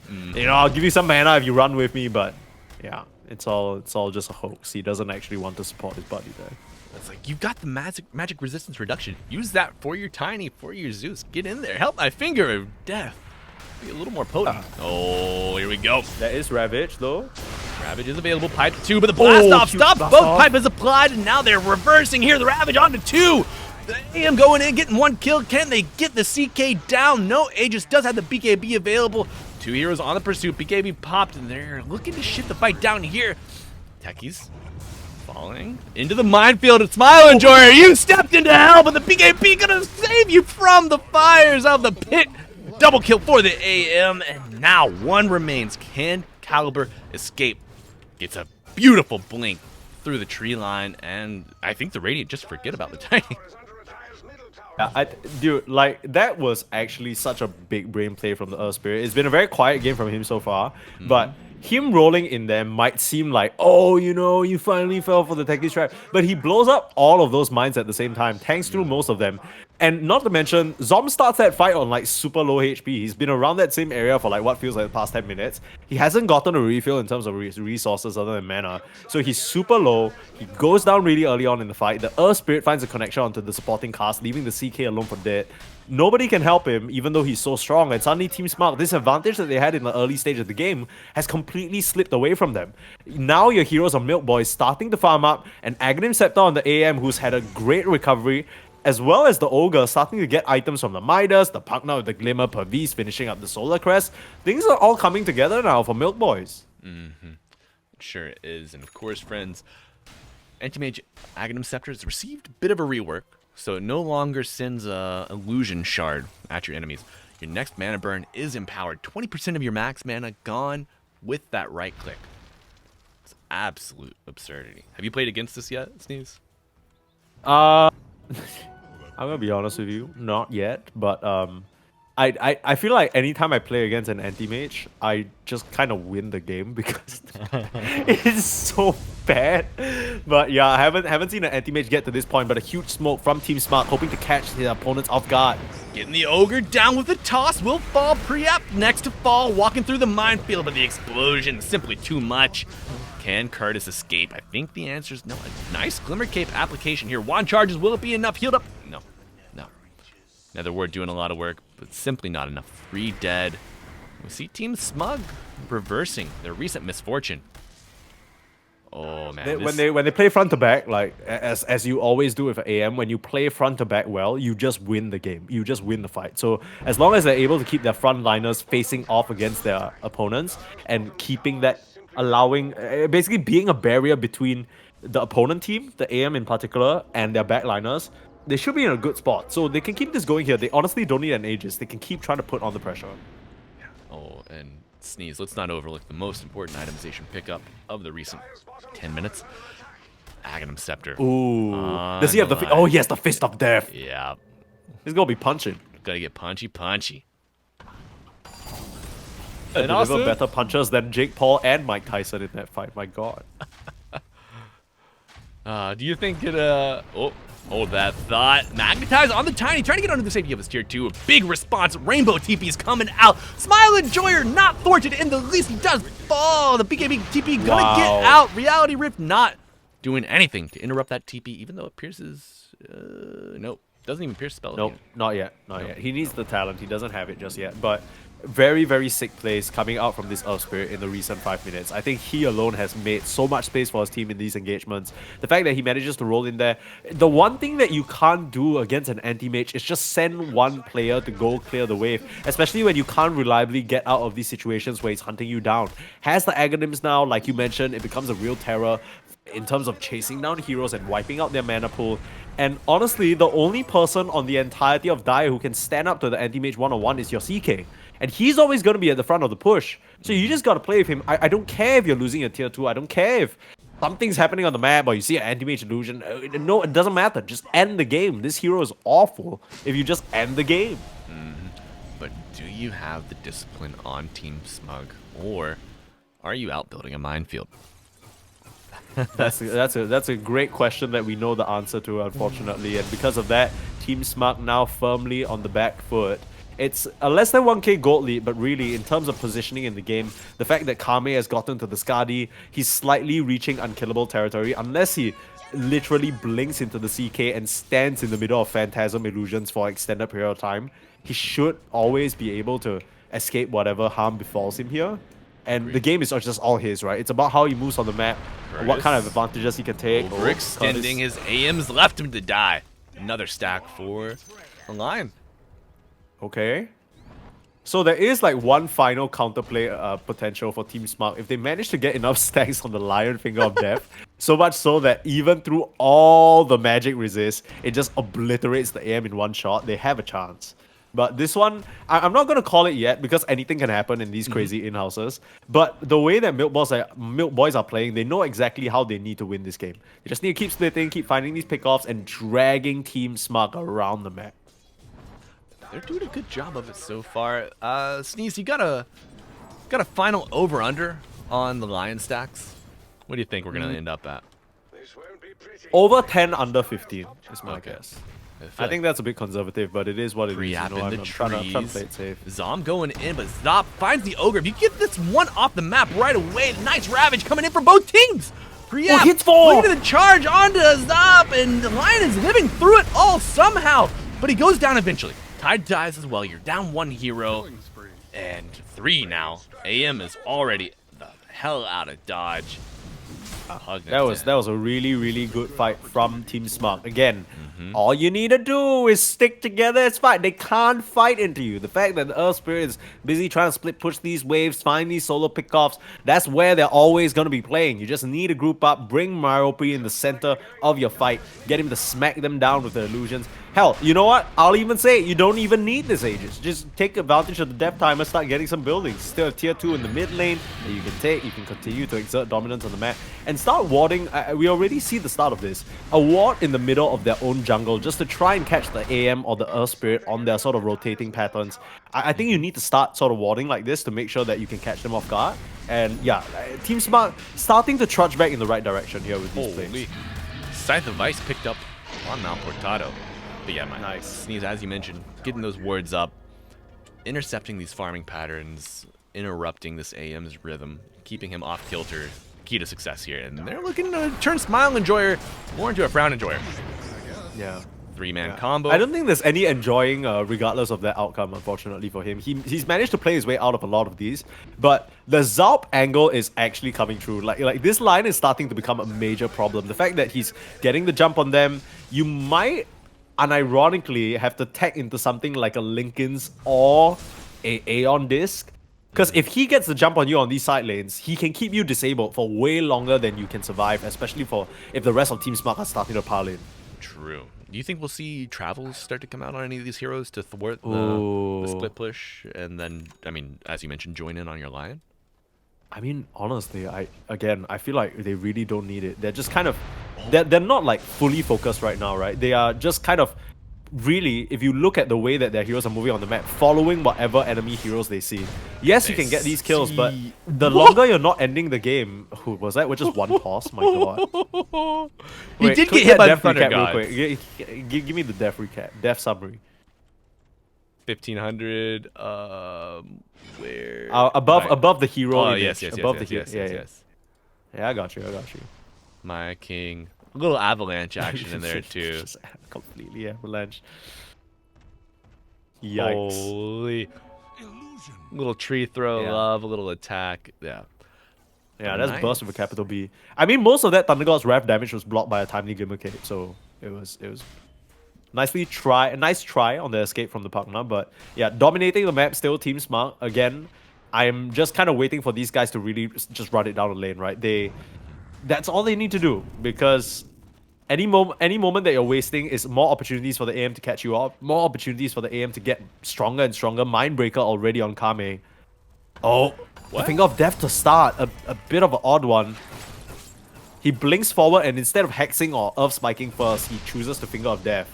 Maybe thinking he can get that second ability off instantaneously, but not to be. Yeah, Kame's been pretty heads up with it. And we see Priop get a little bit of revenge against his pesky techies. Yeah. Oh, I feel like this is yeah, you know what's the thing? Like, if Zom, much like what the chat is saying and people in the community are saying, if he's a seasoned techies player, you haven't really deterred him. In fact, by 3 people tipping him, you've just fueled his powers. Like he's laughing it up, right? He's having a grand old time. Like, you've just actually reinforced the fact that he's just this is where he's you done thrive. his job. Oh, Exactly. Rolling Boulder on cooldown now. Can he get out? Avalanche BKB. Counter, and now healed up. Curtis has arrived. Gonna be a painful Tiny here, though. He wants to get this Pugna. He says, "You're in here with me." Thunder God's Wrath reeling the rest of the Radiant approach here.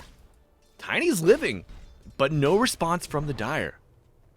Think he gets out? Yeah, Steve? nice escape into the trees. Yeah, the dust is gonna wear off. He should be able to just TP out in the tree line as long as he doesn't get too greedy, and they've just given up on the chase. There's a nice high ground ward from the Dire. TPing in, Ravage is available.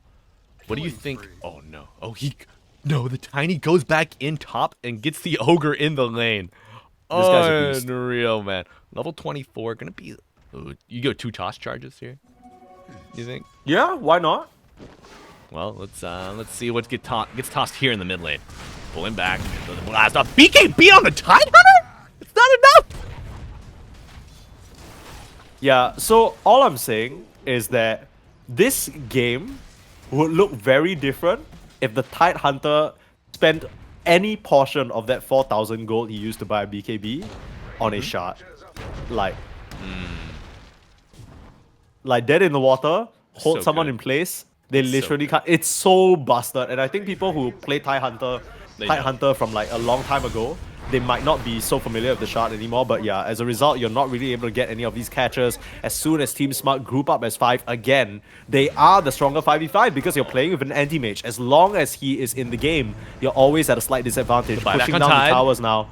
They're gonna try and mount some sort of a fight, but they're a bit too slow, it seems. Your Earth Spirit's on the other side of the map, doing a great job of split pushing, keeping that bottom lane in.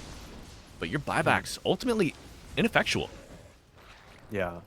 And I would have liked to see the Earth Spirit maybe try and cut them off and the rest of the team try and chase with that buyback. But the fact that you're getting absolutely nothing from it just really starts to sting the economy. You can look at the goal and say, hey, at the end of the day, the Anti-Mage is still on top in terms of net worth, but Anti-Mage is a hero who's notorious about having difficulty translating his net worth into game impact, right? He relies on discord in the opponent team, just not being on the same page, not running together, picking you off one by one.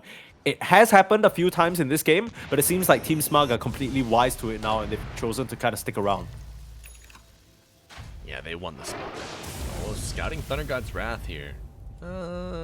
Finds that nothing's really going to happen. Now, Sneeze, I got a question for you. Techie's Tech. With the Spoon secret sauce, you know, you get max HP as bonus damage. What do you think we're going to see 6 hearts and just go all in on the blast off? I mean, honestly, he's How already big? gone like pretty heavy on like the HP items, right? Octarine Core into Aghanim's.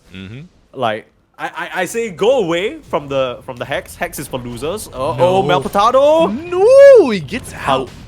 Bro, what? Lincoln's, I think, blocked the... I'm very proud of you. Nothing. Abyssal. Yeah, the Abyssala. Oh, And- they literally have not a single target spell. Maybe Other than Mana maybe they Void. could have Boulder Smashed him to break it, actually. Because Yeah. it's unit. It can be unit point, like unit targeted, and prep in the mid lane, popping the BKB. Yeah. We'll be able to escape this one, but That's not how you want to use your BKB. No, absolutely not. No. Damn. Oh well, what can you do? Live to fight another day. As you put your tail between your legs. Does Tidehunter have a tail? A little bit. It's down there. It's down there. It's a wimpy one. I'm not gonna lie. It's nothing to really write home about. In fact, I feel like it's the type of thing that he'll be a bit self-conscious about you mentioning. All right, I won't mention it again. Smile Enjoyer don't. looking to go on Techie. I'm so sorry. Are you Tidehunter secretly? It's so rude. He said, "Yeah, don't." I mean, all I'm saying is like, you come on this broadcast, embarrass a man like that. Can't you tell he's already a little bit insecure? All his voice lines are like, "I could eat a crack." He's like clearly making up for something. Right. He says, "I could eat a kraken, not I can eat a kraken." And we Yeah, need yeah. that He doesn't kind have of that self. energy. He doesn't have that confidence, man. Like Yeah, you gotta be empathetic. You know, The what I inner mean? workings, the inner workings of the mind are so deep sometimes, and True, true. even for our ocean-faring buddy. Yeah, there's law there. You just need to sort of psychoanalyze the shit out of them and be a deranged person to unlock it. You know what I mean? That's why selection slacks makes those lorgasms. True. Oh, sneeze lorgasm when? Oh, welcome to episode 1. That was a little teaser for you. Actually, you can get that one for free. Okay, so weird situation where it seems like those slew of Milk Boys buybacks like kind of shocked Smug, like they were not expecting that at all, so much so that they're like, okay, I don't know what we do now. Do we just have to go for Roche? So now they're just kind of around the Roche pit waiting for it to happen. But that is giving Milk Boys a lot of time to just kind of regroup and, you know, I always say this, and don't take this disrespectfully. Okay. But the longer the game goes, now the AM's fine. Yeah, he's an anti-mage. He went Unless back in tries with the to blink. The Yule's buying time, and now brother, there's Spike. brother. No! Is he fine? Answer is no. He's got buyback available. Our Spirit is in 3-person magnetized, maybe a 4th here. Now a BKB Wait, the Glimmer's duration is huge. out. You're hexed. They got more hexes than you've got vexes, my friend. Our Spirit dies for a minute and a half. Dude, Kame overplaying his hand there. He sees the Zeus alone. And you can't blame him because for this entire game, the Zeus has made the mistake of running at the anti-mage by himself. Malpotato, we know he's got balls to the wall attitude, you know what I mean? But this time round, Smug are completely prepared for it. TP back en masse and punish the AM big time. They have buybacks now, but I mean, there are a couple of buybacks. I mean, there are a couple of buybacks used already, and if you find any more of these supporting cast members, it could be a very easy high ground push, even without the Aegis coming back up in 3 seconds. Oh, and they want those cast members. They want the Put on smoke. a They want the play smoke. of their own. That smoke breaks. Doesn't Blink, blink onto the high brother. ground blind. There are only Hello? 2 heroes on the map. You gotta go for that move. Maybe he just wasn't really paying attention to his own hero. Maybe he was like, you know, Looking sometimes ahead. when you're on the hunt, your camera's all up Yeah. ahead. You're looking for the next guy, but okay. All right, there. Going for the duo. The 2v2 is respected, though. Tide popping the BKB to get to safety. I guess he didn't hear the Roshan roar. So Roshan roared 70% HP. They are looking to take it here with the duo of the Tiny and the CK. Gonna be second Roshan or third Roshan? I think this is second. Yeah, Aghanims If I'm not and mistaken. the banner goes to the Dire. But a big fight breaking out here. Ravage is cast. The minefield is down. So will you be able to pursue the techies? Answer is no. Megahead Mitchell looking to buy a little bit of space. AM is into the danger zone. Gets the Lion, though he's eating all of that damage on the escape here. Malportato sees Mitch in his crosshairs, but a blink on the Ogre? In my game? What? Oh, Smile Enjoyers found the Zeus and pulls him Malpotato, down from Yules. Olympus, but not yet. The Yule's buying plenty of time for the Tiny to arrive. Caliber in the Hexes coming out. The AM is locked down, is not able to get out. The 1K crit, bringing him down, and Tidehunter in the middle of it all. Buyback on AM. Can they bring Actually, the an CK awful down? fight for Dire. He's got BKB. The Aegis is consumed, brings the treads into the inventory, and how are they going to keep him down? They're going to start by picking off Zom. Now Morobi forced to TP out. No supporting cast around. An awful fight for the Dire. Like, they were just so disconnected. A bit too much gall from both supports on Team Smug. Sure, they get the kill on one of the heroes. I don't remember who at this point because so much chaos happened.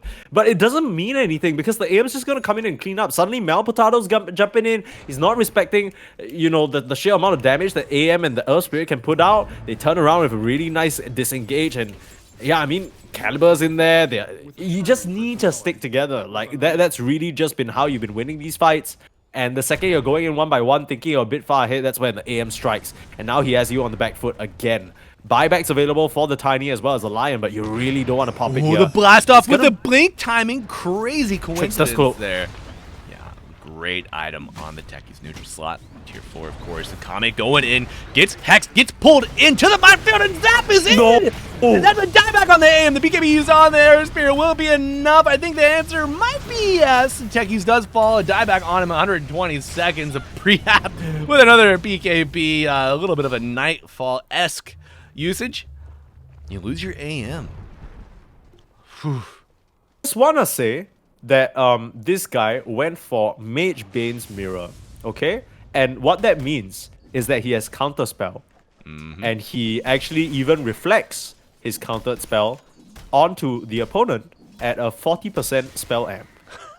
Doesn't that sound like it would be very, very useful? I don't know, maybe a hex or maybe one of the 20 hexes that the Dire team have. Every single time he blinks in, it's like he doesn't have a BKB, but he doesn't pre-pop his spell shield as well. Yeah. So he's just literally dying. Like he doesn't have the chance to because Team Smug are just waiting for that. And again he gets punished. And now they're on the front foot.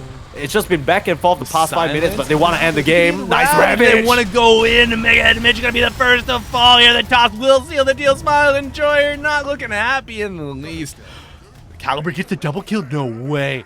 He falls to the Magnetize in the fountain.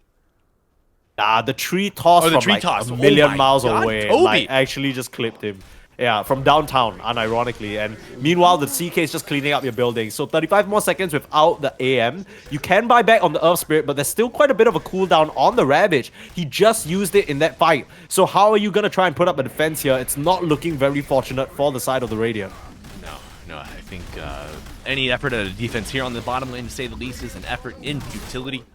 Without the Ravage, without the dead in the water still, and now they are going in on the Tide, on our dead for 2 minutes. We see it unfold before our very eyes. You got your anti-mage in 5 seconds. If you can bring Smug in your fountain, maybe you have a chance, and you know it's a in-house, anything can happen. Discipline not really abundant here. Buyback on the Earth Spirit with the smoke. They're looking to get aggressive here. Capitalize on Team Smug being perhaps a little too smug. Oh, but the minefield spots out the smoke. Beautiful placement. That was really, really smart because as much as the Techies wasted a bit of time putting that down, that alone stops any sort of aggressive counterplay coming out from Milk Boys. But Smile Enjoyer looking for an angle, but he gets spotted! Goes in under the wash of the blast up coming in, and they got the Hex available too, but it's not going to be needed. The Avalanche. The damage, that's a dieback. Without your Earth Spirit for 2 minutes. I mean, you take... Was he just not in range to see that the Watcher was taken or something? Because he kind of just hid behind the tree as if he was invisible. I think maybe he just... He must have not known, or maybe he just didn't notice, like he was just too tense. Oh, and now the game's just gonna fall apart. It's gone on, already under half health. We finally see a reflection used. Counterspell coming out, but it's not really... Oh, nice Yules. Yules buying a lot of time, but it is enough time for Kame to blink out, though. Caliber, you got a lot of burst damage, and we see it coming out like an avalanche. The snow is rolling down the mountain. Decrep with the magic damage, and coming in on the ogre damage, but he popped the BKB, and now a combo breaker, and it's an all-team wipe. GG called 52 minutes in. Coincidentally enough, 52 kills for the Dire. Illuminati in my lobby, you decide. 25 to 52, that's like a reverse score as well. That's pretty cool. Wow. It's just, you know, only in a community like the Crimson Witnesses could you see such coincidence, such symmetry. It wouldn't be symmetry, right, if it's reversed. Mirrored symmetry in play. And for instance, bro, this partner scoreline is insane. 0-20. What the hell? 0-20 and Curtis. 15, dude. Not my Curtis. Wait, Illuminati. Sneeze, look at Curtis's name. What are the numbers? Oh my yo. This was all part of the Milk Boys plan all along. It's just for the entertainment, folks. You know how it is. This is showbiz. Yeah. Hollywood.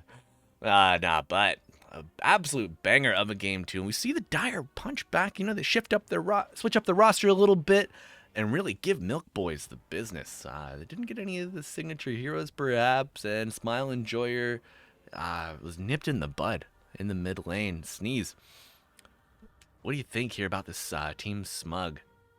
Who is MVP? What we got? I'm not gonna lie. This game, Team Smart, like the support diff was insane. Like the amount of impact Zap and I think Zom ended up having the double Z combo just put their opponents to sleep. Like they had no Nice. chance every single time. I'm just watching a side lane. In comes the techies, in comes the line, setting up the kills. And I honestly wasn't really feeling the offlane Tiny. But at a certain point, Caliber just became a monster, right? He's jumping in with these huge avalanches, big swings of the tree. He ends up going down in some of these fights as a result of him having to commit, but damage is done. I think Team Smart, there were moments where they started to fall prey to the typical AM game traps that you can find yourself just kind of slipping up into. But Right. yeah, at the end of the day, they still maintain. They know how it goes. They just run it down, get things done. The hexes come out so fast and so quick, way faster than unfortunately Milk Boys can react, and they just get kind of squeezed a little bit. Yeah, I mean, how many hexes did you have? Techies, Lion obviously has it built in. The Zeus, just so much control and just Yeah. out-tempoed completely by Team Smug. The support duo, I love seeing Zom on the support techies. I know he's the techie specialist, but maybe make someone else play 3. Don't Yeah, force him like into that. dude, the thing is, the three techies, when he was playing it, you could tell that this guy knows what he's doing, right? But it's just the assignment. It kind of felt like he had so much to do on the pause 3. But in this game, where he's allowed to just kind of be in the mid lane, occupy that space, create so much of an informational and spatial advantage for his team, Yeah. it just feels so suffocating. It really just feels like old techies back again, and Zom just showed him the business. And we'll see if the Milk Boys have an answer for the Zom dilemma. As we're going to take a bit of a break here before we go into Game 3, friends. It's the Crimson Witness House. You got myself, Malibujesus, and Permasneeze to take you through the rest of the action. So be sure to tune back in here after our little break, and we'll bring you more action soon. Oh, wrong screen. Lol. Oh, we're back. Hello. We are the action.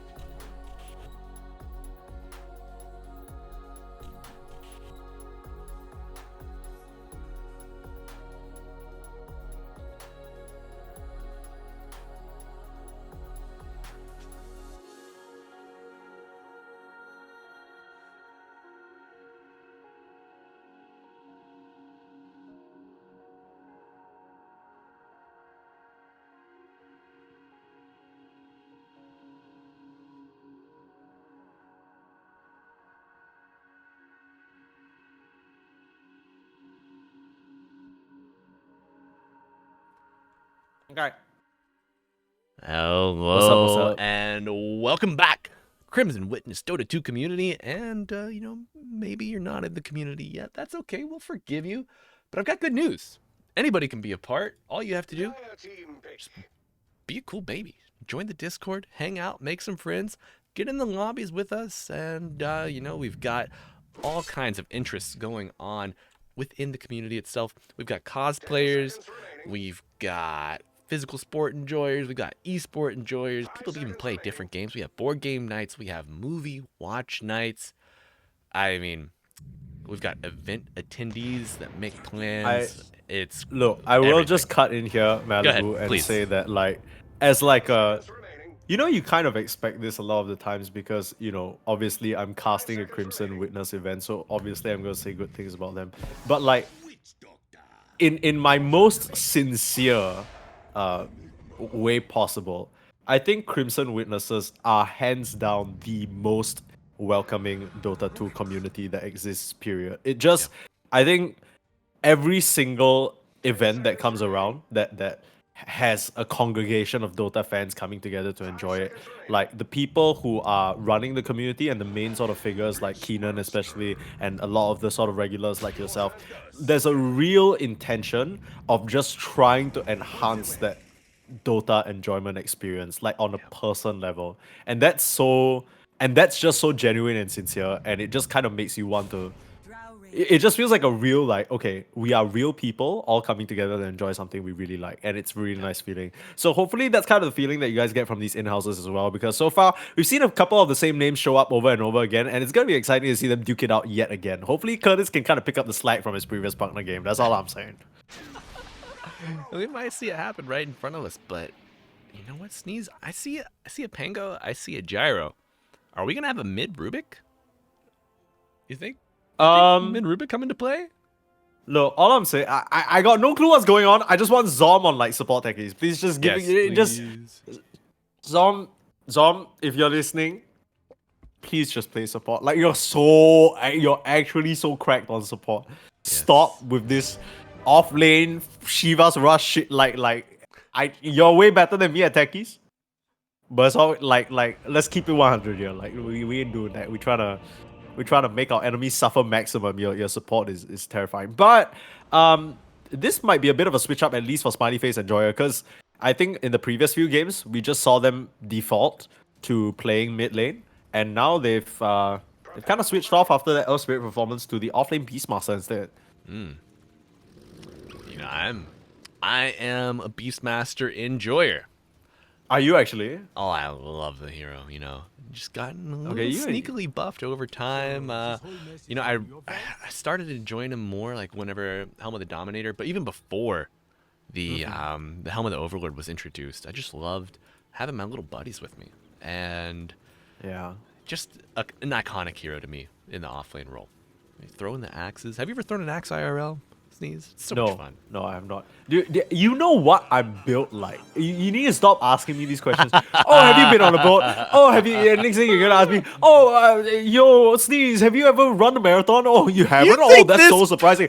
Oh, have you ever played Ultimate Frisbee? You look like you'd be so good at any physical. Come on, man. I literally look like you know Pugna. If you gave him like my bony butler, like 20 cm. High, like 20 cm shoes. That's what I look like. Like I literally look like Pugna orangutan variation. A hybrid. Oh, and thank you, Zop. I hope you're not stream sniping. He's so stream sniping. His ass is stream sniping right now. Zop, close the goddamn tab. Don't do that. Bad baby. Cool. Bad baby. You will get added to the wall of shame. Any stream snipers, beware. You will be ridiculed and your poker chip will be broken right in front of your very eyes. Oh my goodness, yikes. Event. Yeah. And or we might melt it down a la Terminator 2, Could be a little fun variation on that. Wait, what is this about a poker chip? You gotta get me in. Get me in the law. Like, what's going on? All like Crimson Witnesses, we're trying to think of like ways to kind of like boost like community involvement and like belonging, So in-house participants and like regular community members at LANs, we're going to be handing out like poker chips to the individuals. Damn. They'll be individually printed out like with the name on it, and That's so dope. yeah, it's gonna be cool to see what direction we take it over time. But yeah, so if you want your poker chip, no stream sniping. No stream sniping. Apparently he ate a moldy fish the other week. My goodness. Okay, look. on like a completely surface level, like that's disgusting. But we don't know the socio-economic status of this individual, right? Like I can't judge. Like if that's all he has to What eat, the SES Zom's gonna draw first blood. Drow Ranger certainly in the crapper after that. They blast off from Zom. Dude, wait, what is going on? Is this another Techie's position 3? He's I can't even well, tell. They both kind of have circlets, but he's gone back for the secret sauce, so I'm inclined to think that he's just gonna run it back. Yeah, most likely Zompos 3 here. But I think the secret sauce is probably the way to go. Even though you get those extra slots, it's just like, I don't know. I feel like By the time you use them, it doesn't even pay off, right? That's kind of Exactly. the always the discussion with facets or like, you know, even talents. It's like, yeah, this theoretically speaking is really cool in like a level 30, everyone's at max power, but until you get there, it not having any immediate impact. Oh wait, this Oh, guy and just that doesn't stop big blasting. impact, but Volkix with the reversal. Multi-shot doesn't hit Almost. every shot, and oh no, the Headhunter coconut bouncing. Little damage amp there from the Maledict, but the chip damage over time is just certainly demoralized to the Drow Ranger. They just want to hit some creeps. They just want to get some Dude, CS. this is the type of, unironically, this is the type of game where Holograph, after he runs out of mana, he literally just kills himself in an aggressive attempt to come back with full mana. Like, that's Yep. what you need to do for Volkix to get out of this lane. Yeah, exactly. And you just hope that it doesn't give the Radiant too much of an economic advantage from that death. You know, maybe you just go die to the tier 2, maybe you just go die to a neutral camp. Do you miss that meta where like the support would just expend all resources and just go into the jungle and you know? Honestly, as a it's- support player, it's a poop. I don't even like it that much because I feel like it's such a cop-out. You know what I mean? Like, you don't... Like, can you imagine you put in so much effort into trading and the guy No, just dies to they're it? neck Oh, and the neck, corner! and they're the duo devastation. You just got zombed. You just got Get zombed. absolutely zombed, bro. Get zombed on. Wait, this is the duo again. Like, it's Zap and Zom. Like, how are they allowed to be on the same team? And how is he playing tankies for like the 3rd game in a row? What's going on? You know, we saw some clamoring to ban the techies in chat, Yeah. but just no respect. No respect paid. You gotta Yeah, ban on God, out no these respect. Siggy Like, heroes. literally 0 respect. Are you kidding me? Like, I mean, and I how get did maybe they they let saw it in Mitch game ma- 1. How did they get Mitch his Enigma again? That was clearly the game winner in game number 1. And the fact that he's playing it again, it's a clear dire win. It's Mega Head Mitch Enigma against Techies of Zom. This is Battle of the Titans here. Iconic matchup. We'll see who's immortalized on the Mount Rushmore of the Crimson Witness in-house. But I like the amount of wombo that the Dire have here. Is it really that much wombo on Dire? I mean, if you What's if the you- wombo? For me, Like- it's, like for me, it's black black hole roar shards with multi-shot. Okay. I guess this will be the game as we see another kill from Zom to come up with alternative names for the black hole. I'm gonna start getting the word. Okay. Yeah, and if you're in chat and you want to see any of those worked in, you're feeling a little creative, you know, throw them in. If they are not going to get me canceled, I'll bark them out. But, oh, Vokix getting canceled from the map here. Dead for 15 again. The Dire duo just punished. I'm not gonna lie, I feel like it might just be an unfortunate meta for this Vokix guy because so far he's picked like 2 Grandmaster or level 29 heroes. And these are just not heroes that are very strong these days. Like, the Spectre is okay, but it takes a specific draft to work it out.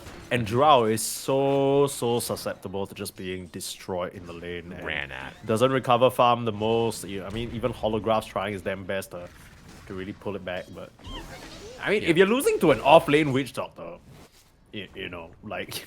It's tough. It's a sign that maybe the pause one is not as strong as it's supposed to be.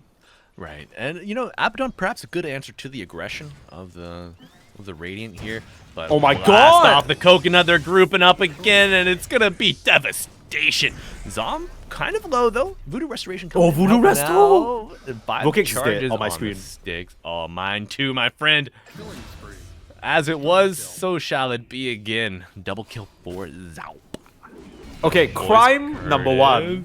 What's here? As Curtis might be. I think Curtis is fine. Yeah, he'll take a dive bomb. Merope not so lucky though, so he will get chopped down. The That's a bit too much. Dude, they got like the whole. Dude, they brought the whole band in here. What the hell? Dude, these creeps don't even know the name of my band.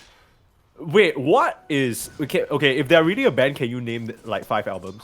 Like, be for real. Okay, jokes aside, how are you playing like against a Techies Witch Doctor, and you don't buy infused raindrops? Like You need raindrops. this is the most infused raindrops coded lane I've seen in my life. This, yeah.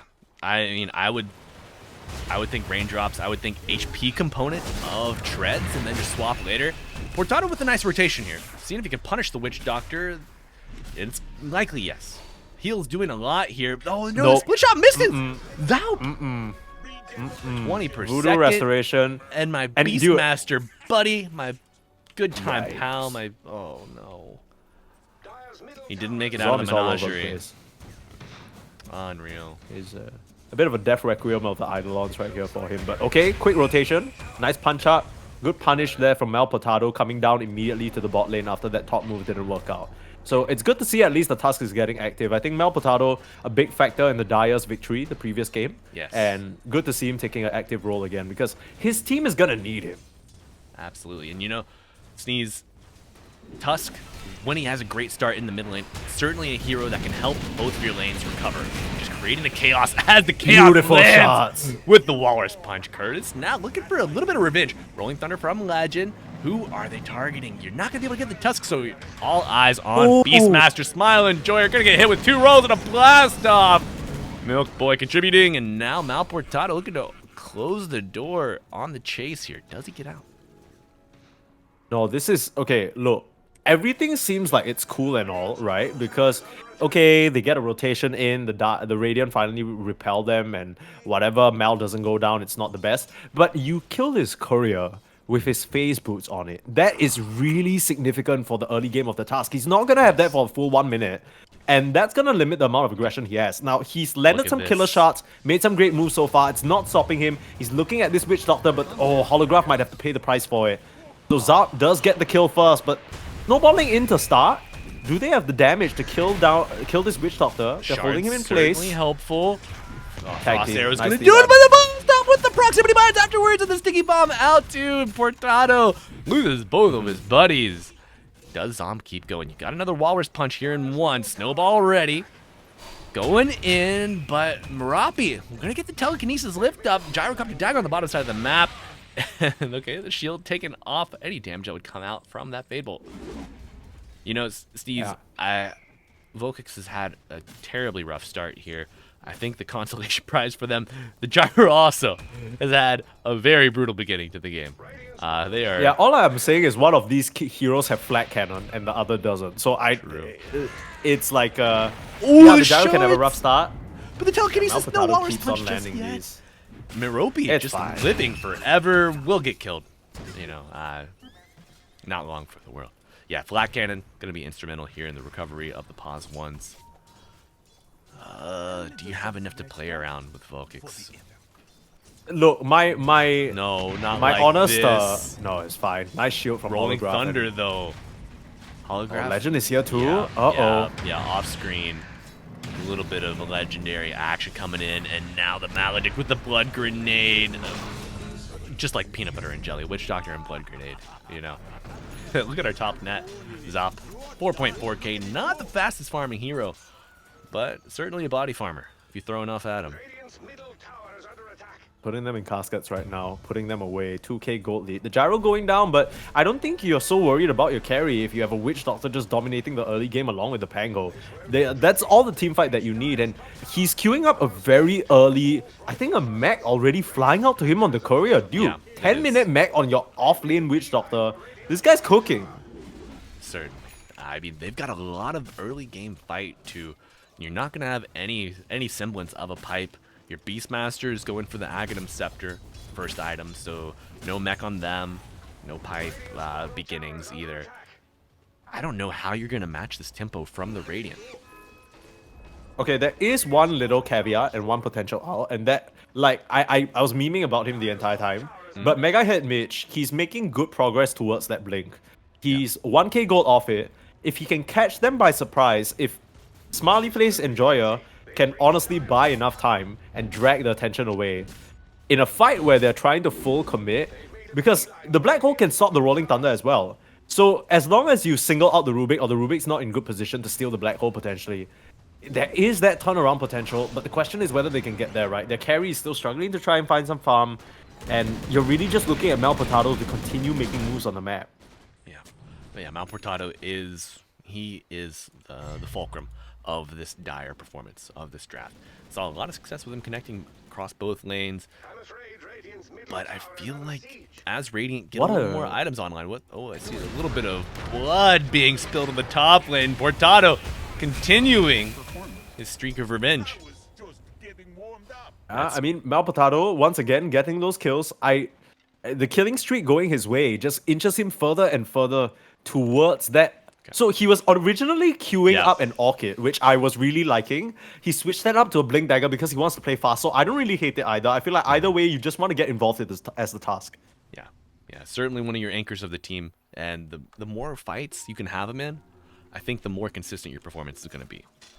Wherever he's not too worried about his survivability as well because he has the Abaddon backing him up. True. So far, the only trouble for Holograph has been, unfortunately, every time he tries to go up and help the Drow, he gets caught by a very, very nice paralyzing cast.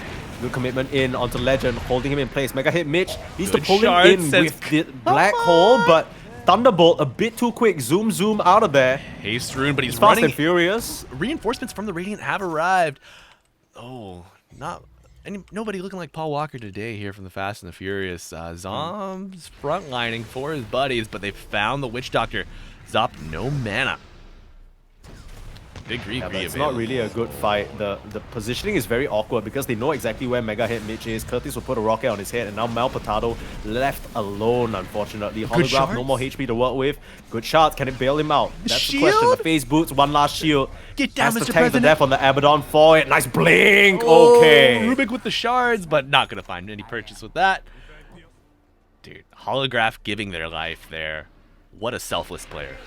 Commendable support. Honestly, if you look at the scoreline on the Abaddon, it's a little bit tough because it's 0-6-2. But he's been playing very well. Smiley Face Enjoyer, though, just going to get killed. Oh, no Aghanims within reach. No Roar either.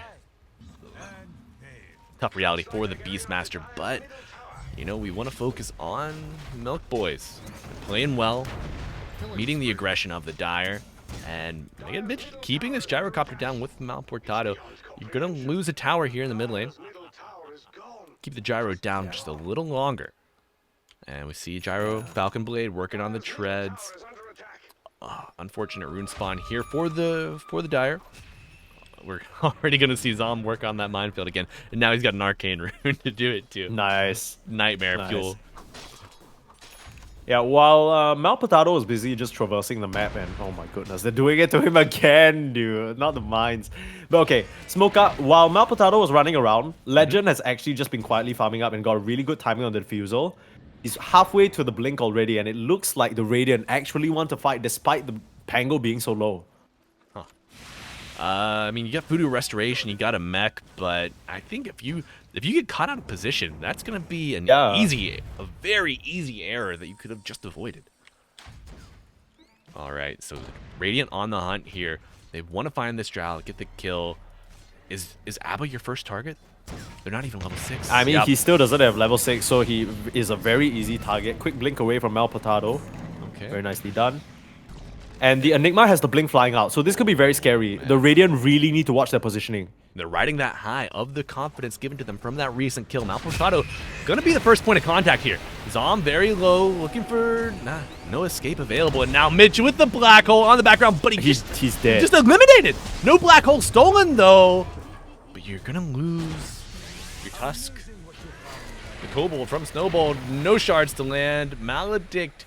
Oh, this is No, Holograph already respawning. Such a good save from the ABBA. No level 6 needed, Sneeze.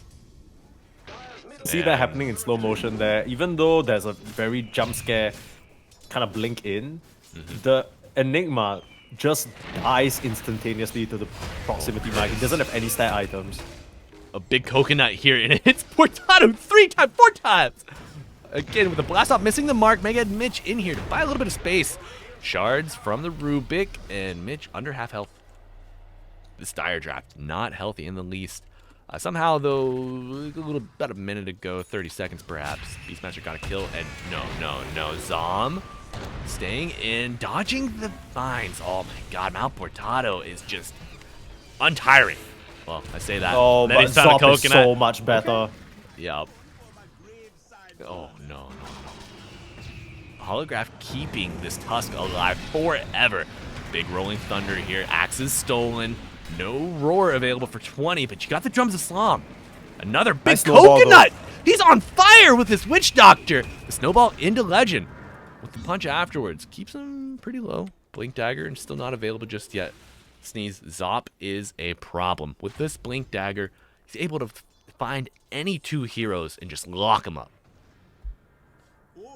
Tell you a little bit of a story, okay? This goes back to when I first started casting. It is a concept called the conundrum, okay, with the Witch Doctor. Now, Witch Doctor mostly played as position 5, but even if you bring him into the core, this is still a problem. The problem starts with Witch Doctor at level 3, okay? And we already saw how many goddamn coconuts he's thrown out in the lane. Everyone always thinks, oh, you know, you get high levels in the Maledict, you burst him down, it's late. No. The coconut is where it's at. And the second he starts landing these coconuts, you have yourself a little bit of problem. Some might call it a conundrum. And that conundrum has not ended for the Dire. Every single coconut connecting and just ruining the goddamn days of Dire. They need to find a way to burst down this Witch Doctor and start him from casting his spells, because he has just completely hindered their team fight. Yeah, I thought the Tusk Orchid would have been the answer to that. However, we see Tusk switch it out. Going for the Aghanim Scepter, just looking to split these team fights up. Give you another BKB or debuff and immunity piercing spell as well with the Walrus Kick. I really love this Mal Potato guy. Like, I feel like even from the previous game, the way that he's playing feels like very old school mid, right? Like, you run around, you make space, you're just kind of buying these action items to kind of put your team in a better advantage. He's still doing a decent job in terms of keeping up with farm, but that's purely off the action alone. 4-0 and 3, every single fight he's there. I think there's not much you could ask for more from a mid laner. No. And right now, it's just about whether your remaining cores can catch up, right? It's been a rough game for the Beastmaster and the Drow Ranger. They need to still try and keep up in terms of farm. But yeah, I mean, overall, they are doing a decent job. Like Small Enjoyer has the Aghanims now, hasn't really been able to connect meaningfully in fights just yet. Or maybe see whether the Beastmaster can find some impact on the map. Yeah, right now, kind of a bottom lane enjoyer. I would imagine. You think he's working for this Blink? Oh, no. They found Mega Head Mitch. Oh, not Blink the 5-head on the Witch move. Doctor. Yeah. So strong. Just able to choose your targets at will. And building up for the Aghanim Scepter. Do you think he gets Shard before Ags? That's got to be the play, right? I think Shard is a bit awkward because they have Silence and they have Punch. Oh, okay. So I don't think you're too worried about that. I think you just go straight for the axes. You're having a split. You're 8-1 and 8, bro. Like, you're not dying. This Witch Doctor is basically immortal. Yeah, when's the last time you saw a Witch Doctor go 8-1 and 8? Exactly. Yeah, you're right. You're right. Let's take a look here. Okay, our Drow still ahead of the Gyro by a sizable margin. But I feel like... The Gyro is so piss poor, it's insane. Poor guy. He has a Crystal. He has a Crystallis, so maybe he can start farming some of these Ancients a bit more efficiently. I mean, the tier 1 still up at 20 minutes for Radiant here is a godsend for this Gyro. Yeah. Really lets him know where he can farm safely. Of course, showing on that long lane bottom side can get a little scary. The Dire off lane still being up. Oh, man. Are they baiting? Smoked up. Yeah. Throwing Curtis in the front lines. Oh, this is the biggest bait ever. Mega Head Mage, he might just fall for it. Blink out! Blink! With the reaction time, and Portado too dodging the Rolling Thunder, but Bludgeon going forward. He wants blood, the snowball, bringing him into the danger zone. And the blast off, all but sealing the deal. Enigma dead, Tusk to follow, pulling him back with the telekinesis. The TPs are in, but it's simply too late for the Dire. That was look. Anyone who watched that play, you're like, oh, report Tusk, he griefed. But anyone who knows like the pressure of being the only playmaker on your team, you know that that's the play that Mal Potato was waiting for, because Legend had no business rolling in that deep. If there was even a Beastmaster ready on the high ground, he would have been dead, right? Yes. But he tries to buy that time for the reaction to come in for his team. They're a bit too slow though, and that ends up putting them in a very awkward corner where Legend can find the Rolling Thunder he was looking for. So it kind of gets gifted to him on a golden platter, even though he had no business finding it. And what is supposed to be a punish, if Dire is a bit more disciplined than Together, ends up being 2 more heroes just down and a tier 2 down. And you really gotta make sure you're ready for these moves, because Mal Potato, honestly, he's keeping the door open for your team. You kind of gotta make sure you're not the one slamming it shut. They found Curtis, but honestly, at this point, every time they get a gyro kill, it's not that big of a deal. It's what else they can find, and they might not even find the kill. The mechanism, and it's a bit of a reversal here, but the shield from Holograph, he's gonna get that. Yeah, roar on the Witch Doctor. The problem has been solved. The conundrum no longer a riddle, but can Smile Enjoyer continue to live? The answer is yes. Mega Mitch with the black hole onto the techies. Miropi coming in, gets the Eidolon stolen. Not what you want, but it'll help you push him out a little bit. 2 for 3. Yeah, Blink's ahead of the Eidolon auto attacks connecting as well, but that is a huge fight for the Dire side. The fact that they get that Witch Doctor finally, I think the kill credit went over to Smile Enjoyer as well. So in total, he farmed himself up over like 1.5. I think, yeah, the gold that he got from that is like 900. That is really significant for the Beastmaster and gonna help him way towards his Aghanim Scepter. Towards his BKB. BKB? Ooh. He might be the Titan of his team once he gets that BKB. I mean, you get the BKB online. You've also got your Abaddon pumping some heals. They've got the Holy Locket now as well. The heals, the dispels from the shield, and they're going straight Aghanim Scepter. I know Abaddon's kind of been tweaked number-wise, nerfed over time, but still a strong hero once you get those items online. Absolutely. And I think the tricky part about Radiant is that they have a lot of damage that can go into the Abaddon, but the second he gets the Aghanims, he doesn't really care about all that. You don't have any way of stopping him from just popping his axe and just running in. Mike, a convergence of the forces here in the bottom lane. Roar is used, but it's going to be denied. Rolling Thunder here. Oh no, an absolute reversal. 4 Radiant nice heroes dodge in though the from area. Smiley Face Enjoyer. No TP for 50 seconds. How does he get out of this one? The drums of Slom still pounding. But the shift of focus for Radiant. Now the tier 1 tower. They don't even want Roshan. Maybe, can you? I don't even think you could take it without your gyro. Yeah, you can't. I mean, also, even with your gyro, it's a little bit awkward, not gonna lie, for this team. It's not. Look at this wave. Not the best Roshan taking team. They're using the stolen demonic summoning. Yeah, that's a dead tower. The Tormentor is up. Do you stay and go tier 2? Tormentor? I mean, honestly, I think the game is in a bit of a weird state for the Radiant, just because you feel like you're at such a big advantage, right? Like, your Witch Doctor is so strong, your Pango has spent most of the game farming, but your Gyro is so bloody far behind that you're like, do we really want to fight without our carry? But our carry's not even real right now, right? So right. It's a bit weird, because it suddenly the traditional timings that you respect in a game are kind of skewed, and this whole time, like, the Dire are just getting more and more for their heroes. Closer to the BKB for the Beastmaster. Oh, sneeze the blast off! For the task. No, Mitch is gonna Mitch. be gone. The silence comes out, but Zap is in! He gets the coconut, the Maledict, and the... Oh, no, the save is too late. Kick into the Dire camp with the snowball roll afterwards. You're gonna hit the minefield, my friend. Already 2 popping, and the Rolling Thunder will be cacophonous. Holograph is in, ultimate pops. His Tusk has the snowball in 1. Will he use it? No, he does get it off. Now Smile Enjoyer, the kick in the snowball form. Bet you didn't expect that.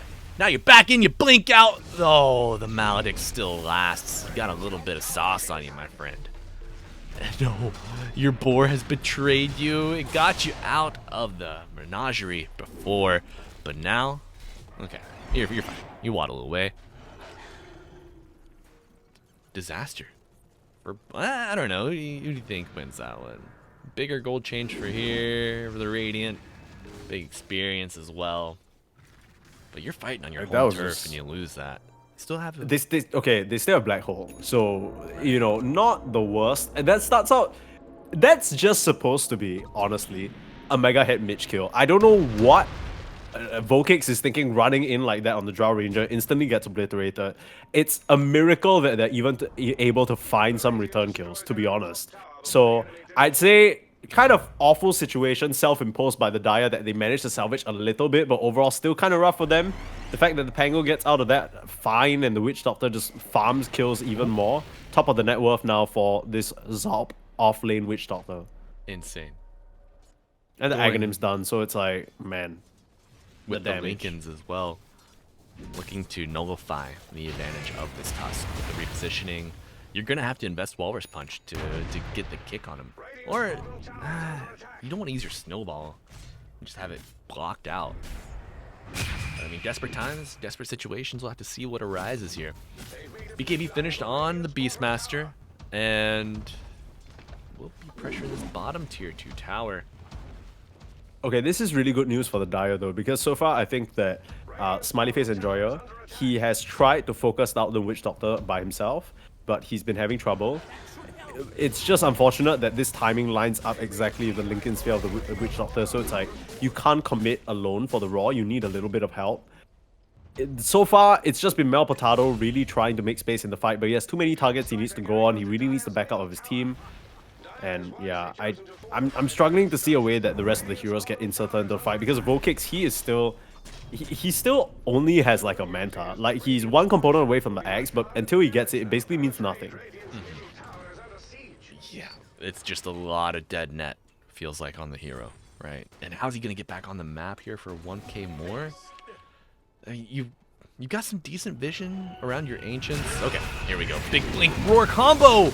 Pangolier gonna not... Okay, he does go down. But, oh my god, you had to stay in the Snowball forever because you're worried about the Death Ward. And the shots bounce as much as the Coconut, and the BKB expires, and you die. There was honestly, that was... I'm not gonna lie, no reason for him to be TPing out there. Like, he wasn't under any threat of dying to the Maledict. He could have just continued running. Maybe he was scared that heroes were gonna cut him off, and I get that, but... Now your Beastmaster is out, right? And you used what was supposed to be a good pickoff. You ended up losing Enigma on one side of the map as well, and then now losing the Beastmaster ends up being an even trade. It's more farming space for the Gyrocopter, who is close to his Aghanims as well. So as much as his farm has just been god-awful this game, and like he's really struggling, he's gonna start being able to, you know, propel at like the 30-minute mark of the game towards something maybe a bit brighter for him. Yeah, well, brightness not awaiting this Roshan. Only grim days ahead.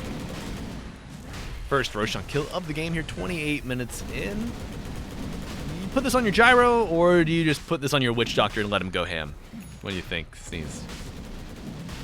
There's no way in hell they give this to the Giant. Like, I refuse to believe it. If Curtis takes this ages, I don't know what to say. Like, he better be showing up for the fights. And by fights, I mean like the next fight, because he's gonna die twice in the next fight. Okay, Pangolier arrives. Maybe now it'll die a little faster, but, you know, Rubik. Oh, they've emptied out the slot for Curtis. Oh my goodness, what in the respect? Oh, no way. I mean, I guess it's Aghanims is flying out right now, so that's kind of no, not at 30 minutes. He denies the Aegis. Sneeze! What? What the No, like, okay, hell? no. All I'm saying is that if that was accidental, that's funny as hell. But I don't know. I don't think it's accidental. Should I pause and ask? No, no. I mean, it's Portado. there's just too much action happening. Yeah. All right. Well, you know, all your questions will be answered in the post-game chat, and I'm sure my friends We need a post-game interview after that one. I gotta know the inner machinations. Maybe it's just rage baiting. You know, you get your enemy incensed a little bit, bloody their nose. He got me though. He got me. I'm no better than his enemy right now. He got me with the bait. RB. And you know, if you make them mad, they're gonna make some more errors. And high ground defense here with the Enigma, with the Tusk, with the Beastmaster and Drow, man, formidable to say the least. Drow Ranger, of course, got the axe, so Frost Arrows gonna be. Do they still splinter on death? Yes. Right? They burst rather. Burst. Yeah. Okay. And it's been. I used to be a Drow Ranger spammer, and oh, they are Ice a Walrus kick spammer. Malportado showing off his Cobra Kai skills. You a Karate Kid fan, Mr. Sneeze? How can I not be? Who doesn't love who is there someone Sweep who the leg. exists who's not a fan of Karate Kid? Like, Sweep the leg. how can you? Right. How can you not? It's such an iconic. Do you practice? It's like asking. It's like asking someone if they didn't like The Lion King. Like, what do you mean? Like, even if you don't particularly enjoy it. Oh, the Lion this King guy's, coming to play here. Beastmaster gets gone on BKB popped, and now the shard from the Witch Doctor make it just damn near impossible to bring him down. But he does finally fall. Heals be damned. Maledict is finally expired on the Beastmaster, so you know will not perish. A 1-2 for 0. Actually, oh no. I bet you wish he had the Aegis now, Curtis. Deep in shards, keep him pinned down. But the Rolling Thunder will be devastating here. Nice Walrus kick gets him away, but Zom here to fill in the void for the Pangolier. Curtis finally gets the kill. And a nice net worth infusion for the Gyrocopter. Dude, he's still... He's left his inventory spot open. Just put the like out of respect. I think like he's mourning what he's lost. But yeah, I mean that doesn't really matter. I feel like Dyer could have actually opted for a high ground push if the Tusk didn't get caught out there. But I don't think that's even the Tusk's fault, because randomly, usually in these kind of situations, as soon as you lose a couple of important heroes, everyone's backing up, just safely clearing the waves at risk of being caught out. But for some reason, 3 heroes are just randomly in the river, ready to punish the Tusk. So well played there from the Radiant to find that opportunity for themselves and kind of stem the bleeding of that rather rough engagement. You're starting to see the tip of the tides here, because, you know, in a sort of longer con game, the Beastmaster and Enigma and Tusk scale really well. And that's not to say Dire or rather Radiant don't have good scaling heroes. I think it's just a lot harder to make the Witch Doctor work as time goes on in the game. I agree. 100%. Like, you've already gotten most of your main items online. You know, it's not the Voodoo Festoration build either that we saw popularized before all the tuning happened. Get a kill on the techies, get him off the map so you're able to walk out with a little less fear in your heart. You could get this tier 1. I would love to see the Dire just storm down. How is it still alive? Grit. As our good friend Crasheroni likes to say, past the 15-minute mark, no damn tier 1 should be alive. he would be shaking his fist if he saw this shit. Oh, Crasheroni the king. And Curtis no longer king and being dethroned here, though returning fire does crash out eventually. Dead for 50. And do you think a Deso could be a good way to go here on the Tusk with all this activity on the map, all these kills happening? I kind of think you go for the build that he's probably looking at, which is like an Octarine core into maybe I would like to see a BKB as well, because they have a lot of magic damage. Sure. So I think that's really going to help him out a lot. Maybe you could go Sanj and Yasha or something like that as well. I wouldn't mind that too much, but yeah. Meanwhile, while that happens on the map, I think they were able to get a kill onto the Rubik. Smiley Face Enjoyer just finds him probably with a Raw because it's on cooldown now. Yeah. Oh, and So they the want to chase is find on. more. Zop trying to get out deep in the shards, get the coconut out, but a big blast off with the shard. Nice We're snowball! dead. No, the snowball forward after the save, but Beastmaster gonna fall. 3 dead for the Dire. Zom saving the day with that blast off. You gotta ban this hero. You cannot give him the techies. Insane bait, honestly, from the Witch Doctor, and the fact that he was allowed to it's not even like he has a BKB or anything, right? Like Right. if you go on the Witch Doctor, you always know his counterplay. He's gonna try and turn around, throw down a cask, like and turn around at the Death Ward. The fact that everybody kind of grouped up for that is deranged. And I think we talk about like how this game is gonna be defined by the signature picks. Zom coming up big for his team now. Still yet to see a good black hole from Mitch. Like come on, brother. Like you have 35 minutes. You give us something. Right. He's waiting for the viewership to go up. When Yeah, we hit he's waiting for 150, the suspense to. we hit 150, then black holes on the board. But he doesn't show up for less than 150. So That's true. That's true.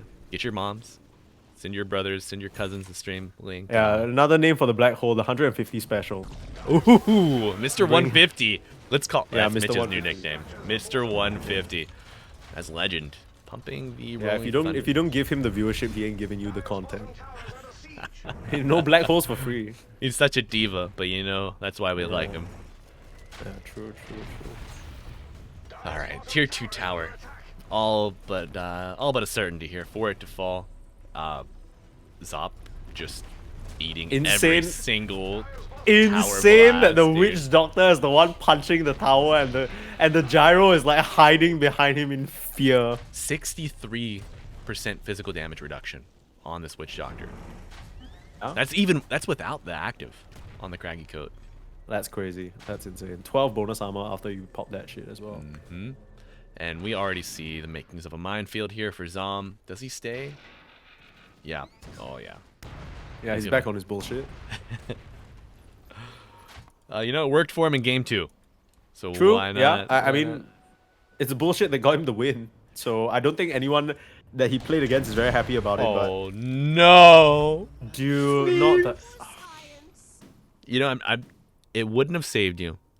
It Keep literally your treads on nothing. safe. No, like, Just saying. dude, that literally wouldn't have changed anything. It's just, I feel like if I'm Vokix, I'm just having the most miserable series of games in my life. But they punished on for it. So Mel Potato back on his Avenger shit. You say Portado, I say Portato. Let's call the whole thing off. But Portado, another kill? Do you think Octarine, as you mentioned? I was waiting for you to start it. I was waiting for you to say, but I was ready to come in potato. I'm real enthusiastic. You can't say I'm not a good wingman. You're a good sport. You're a very good sport. I'll join in. I'll join. Aw, man, you know what? It's so rare you get someone to tolerate your bullshit. And Sneeze, you're one in a million, my friend. Thank you. I appreciate it. Dude, look. Dota, in-houses, Crimson Witnesses, all fun, all vibes, I'm sure everyone's having a good time. I know this Drow Ranger, Vokix is not having a good time. Like, this guy is just in misery. Like, Maroon 5 wrote a whole song about what this guy is feeling right now, I believe. Yeah, and we do not have the rights, unfortunately, so you're not going to hear that one on our break screen. More Monster Cat music. However, if you show up to Crimson Witness karaoke night, that could be one of the on the tracks. All the Maroon 5 you want, babe. You could queue it up. We don't care. Hell, we have Maroon 6, Maroon 7 even. Sneeze, we you got gotta all go the Maroons. Are you asking me my go-to karaoke song? Yeah, go-to karaoke track. It's Kiss Me Through the Phone by Soulja Boy, okay? What? No way. Why? What, dude? What's so surprising about it? Is it not a? You just don't see it, huh? I mean, it's a banger. It's a bop. I don't know, man. Didn't expect that. I didn't. Okay, that's fair. I see it. That's crazy. It's a vibe though, It's like a good balance of. Yeah, I think it gets the energy going, and then like there's some fun moments to sing along to. You know what I mean? Absolutely. What do you think? Kind of need that in a karaoke song. So we already mentioned him. But we got to give him another shout out. Crasheroni. What do you think Crasheroni's karaoke song would be? It's a ballad. It's like a musical ballad or some shit. He's Like such something a from lover. Hamilton. He's such a big. He just kind of strikes me as like this huge musical nerd. I don't even know whether that's true, but. Dude, all right, Crimson Witness karaoke night. We got to get it going. How hard would that be to set up in Discord? Not.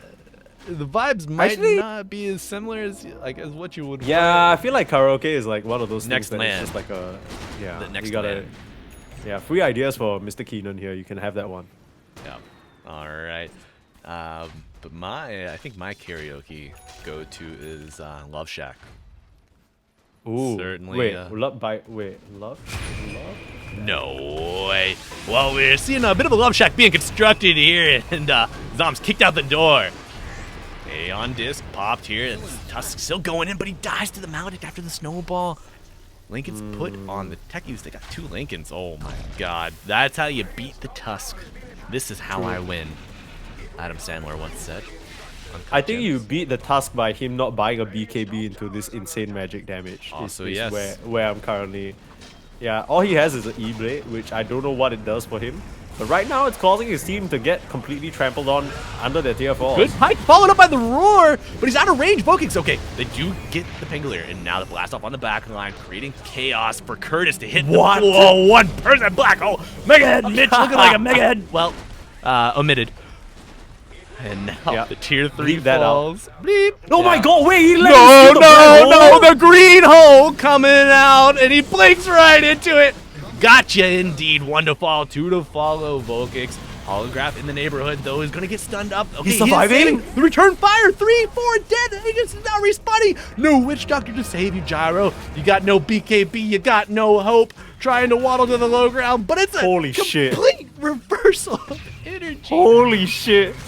Dude, you can't say that Mega Head Mitch don't do it for the content. Because why the hell he let that black hole get stolen? The Rubik was about to hit the clip of his goddamn life just for Vokix to stand his ground. The Gyro just didn't have the guns for the job.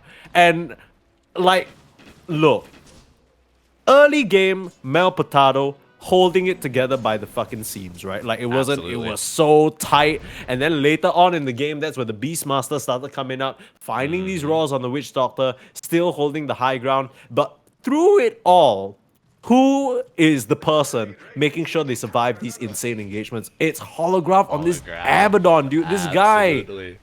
insane plays all throughout the past 40 minutes of suffering. He's been subject to hearing his Drow Ranger whining non-stop, but he's still there every single time.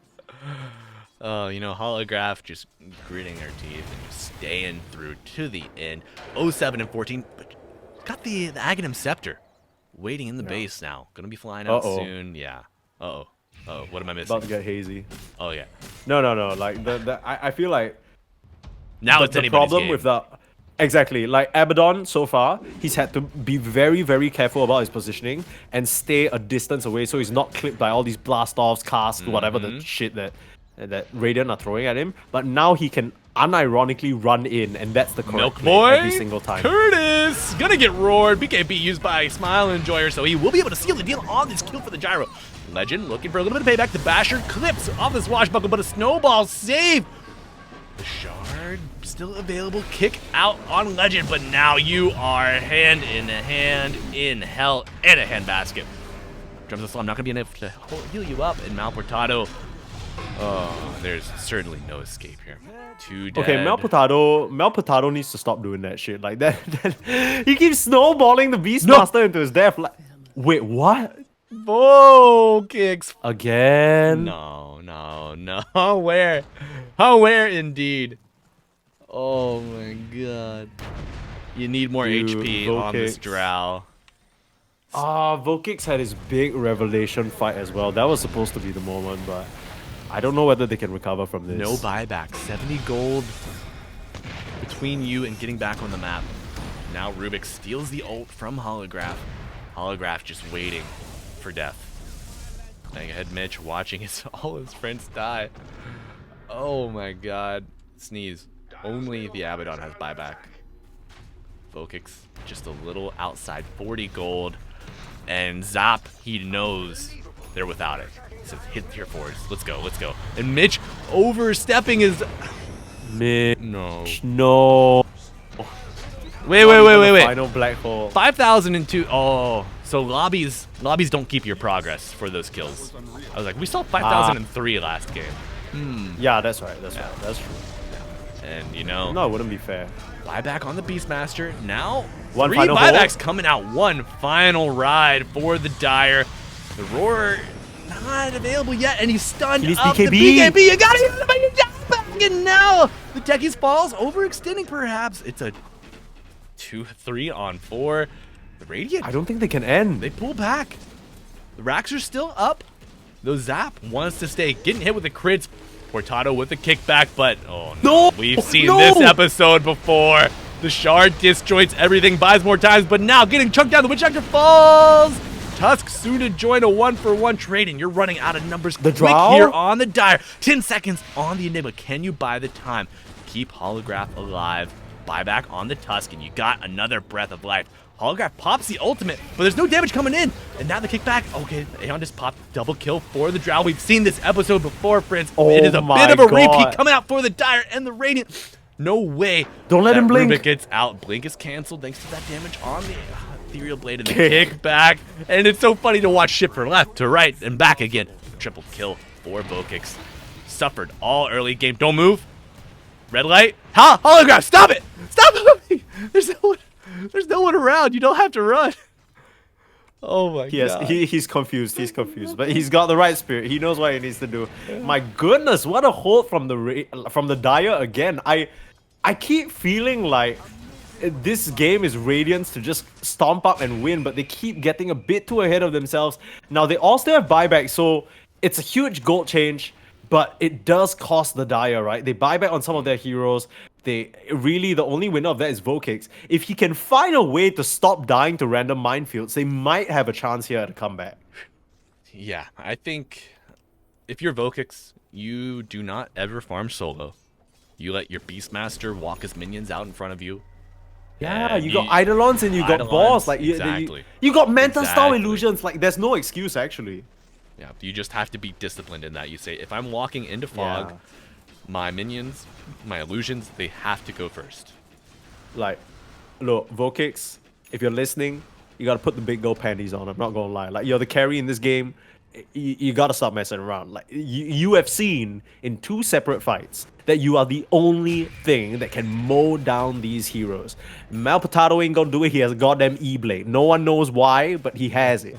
Your Beastmaster just gets chain stunned into oblivion. Mega Head Mitch ain't gonna land a black hole other than on one person who dives in way deep in your base. You are the only hope. Holograph is clinging on for dear life, hoping that you somehow learn to not walk into some goddamn bombs, man. Like this hurts my heart as a Pulse 5 player. Voki1 Kenobi, please, you're our only hope. You're the chosen one. Please, deliver us from this madness. Put Zom's winning streak to an end. The Techies bastard cannot go 3-0 on the day. Okay, look, he didn't win game 1. Yeah. But it's still a mental victory. So like, you need to beat his ass. Like, you need to beat his ass up. Beat him so badly that he never plays Techies again. Going from a level 30. It's not happening. Yeah, no. Yeah. I mean, if you're playing Techies, like, if you're a level 30 Techies now, you were a level 30 Techies before the changes. And you're never going to give it up. Exactly. Like, no one can shake you. I bet in Deadlock, he plays McGinnis, just putting the turrets down everywhere. Yikes. Yeah. Speaking of Deadlock, Mike, are you a Deadlock enjoyer? Nope. Nope. I tried playing a couple of rounds, and then I was so picture this, okay? I'm in the laning stage. Last hitting some creeps. Got it. You know, I'm love it. Pressing some spells, you know, it's vibes. And then fast forward 5 minutes later, I'm still laning, still last hitting some creeps. I've been part of 1 or 2 fights, you know, okay, it was pretty cool. Like, and then fast forward 10 to 15 more minutes, I'm just running into lanes and I have no idea, like, Top Vokix? Blast off gets canceled and Zap going in here, disarmed, and oh no, this is certainly a dead Drow Ranger. Yeah, but a nice black hole from Mitch interrupting the solo ult from the Witch Doctor. You're gonna get a return kill here, but not too soon. The shard from the Witch Doctor keeps him alive through it all. Can they kill the Witch Doctor? He's got the medicine. Oh, and 3 dead for the Dire. No gold given. sneeze. This is looking is the tough. end This game. one might be the ender, yeah. You got Mitch. Holograph just wasn't there. Yeah, GG. Oh, GG No, is the called. preemptive GG called. How rude, sir. Holograph eating up those mines in the minefield. Mega Mitch will fall, and now Legend, the bad boy of Crimson Witnesses, has arrived. Entire team wiped before the Burn his poker chip right now. Burn his poker chip. Yeah, break it in half. Get some queso, get some salsa, and chew it up.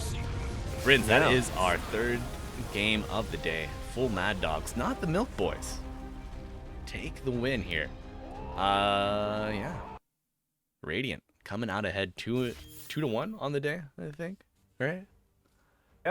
Yeah. Although it's a bit hard to say because people are like switching sides and whatnot. Maybe there'll be like dedicated teams and stuff moving into some of the next in-houses, which will be really fun to follow. But for now, I think I just honestly feel for Vokix the most because I feel like that's the that's the type of game that you play and you're just like, yeah, I'm gonna take a 1 week break from Dota, like that's fine. You know what I mean? Like in-houses fun and all, like you did it for the community, it's vibes. But like this dude is straight up miserable. Like even Curtis has a good time because at the end of the day, he's playing Gyrocopter. You can't not have fun when you're playing Gyrocopter. Right, you're like having a miserable game. Yeah, he just goes, "What fooey," and you're like, yeah, you're right, man. Like the rocket barrage sound, the flat cannon sound, it's pure ASMR. So even if you're getting negative input from like your gameplay, you're just like, man, this sounds good. I should do this more. Yeah. And worst case scenario, you just enter a fight before you die, you put a homing missile on someone, you hear the thonk, and you're like, yeah, gotcha. Oh god, how can I forget about that? That's so gratifying to hear land. But yeah, Vokix certainly got punished that game. A BKB, could have been pretty value, but hindsight's 2020. Dire just couldn't string it together successfully enough. Shout out to Holograph on the Abaddon, providing a lot of durability to the team. Mega and Mitch always searching for that black hole, but just not really able to put it together on the Dire. Congrats to the Radiant. Before we get out of the gameplay talk, do we have to give the all-time bastard MVP to Zom on the techies? What do you think?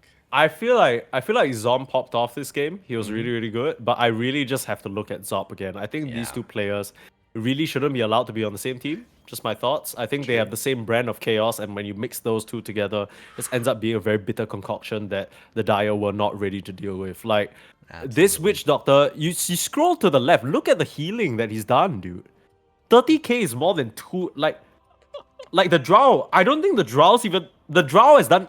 He has healed the entirety of the Drow's impact this game. Yeah. Like devastating. Just devastating to say the least. Just full Drow erasure. Yeah. I mean, Vokix. This game was literally full Drow erasure. Like Vokix was not playing.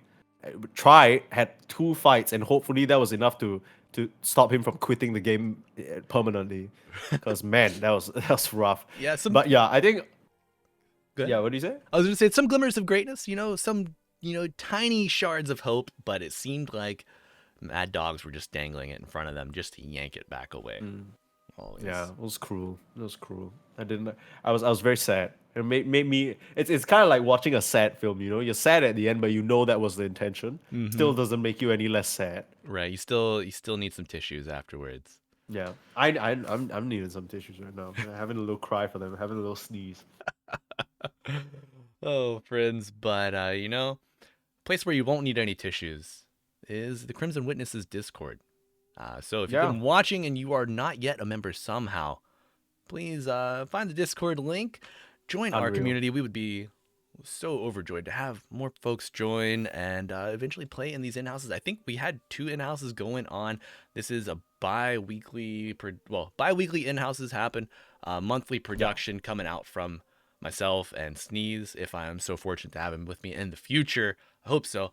But folks, it's been an absolute joy to bring you some Dota 2 action today. It's a passion of mine. I know it's a passion of Sneeze's here and a passion of all of yours if you are here with us, of course. So join the Crimson Witness community. Profit. And number 3, think about your karaoke song at the next LAN because, we are going to have a whole crew rolling out. and I can't wait to see you then. But as for myself, Malibujesus, we're going to be winding it down here, playing a little bit of outro music, and let you all jam as we fade to nothingness. Until next time, it's myself, Malibujesus, and Sneeze. Anything before we go? Anything you need to plug Nah, or want to I'm share? good. Crypto Witness all the way. Join the Discord. What you doing? Right. It's right here, folks. Get a cool sticker while you're at it. And we will see you next time. So, until then, thank you and goodbye.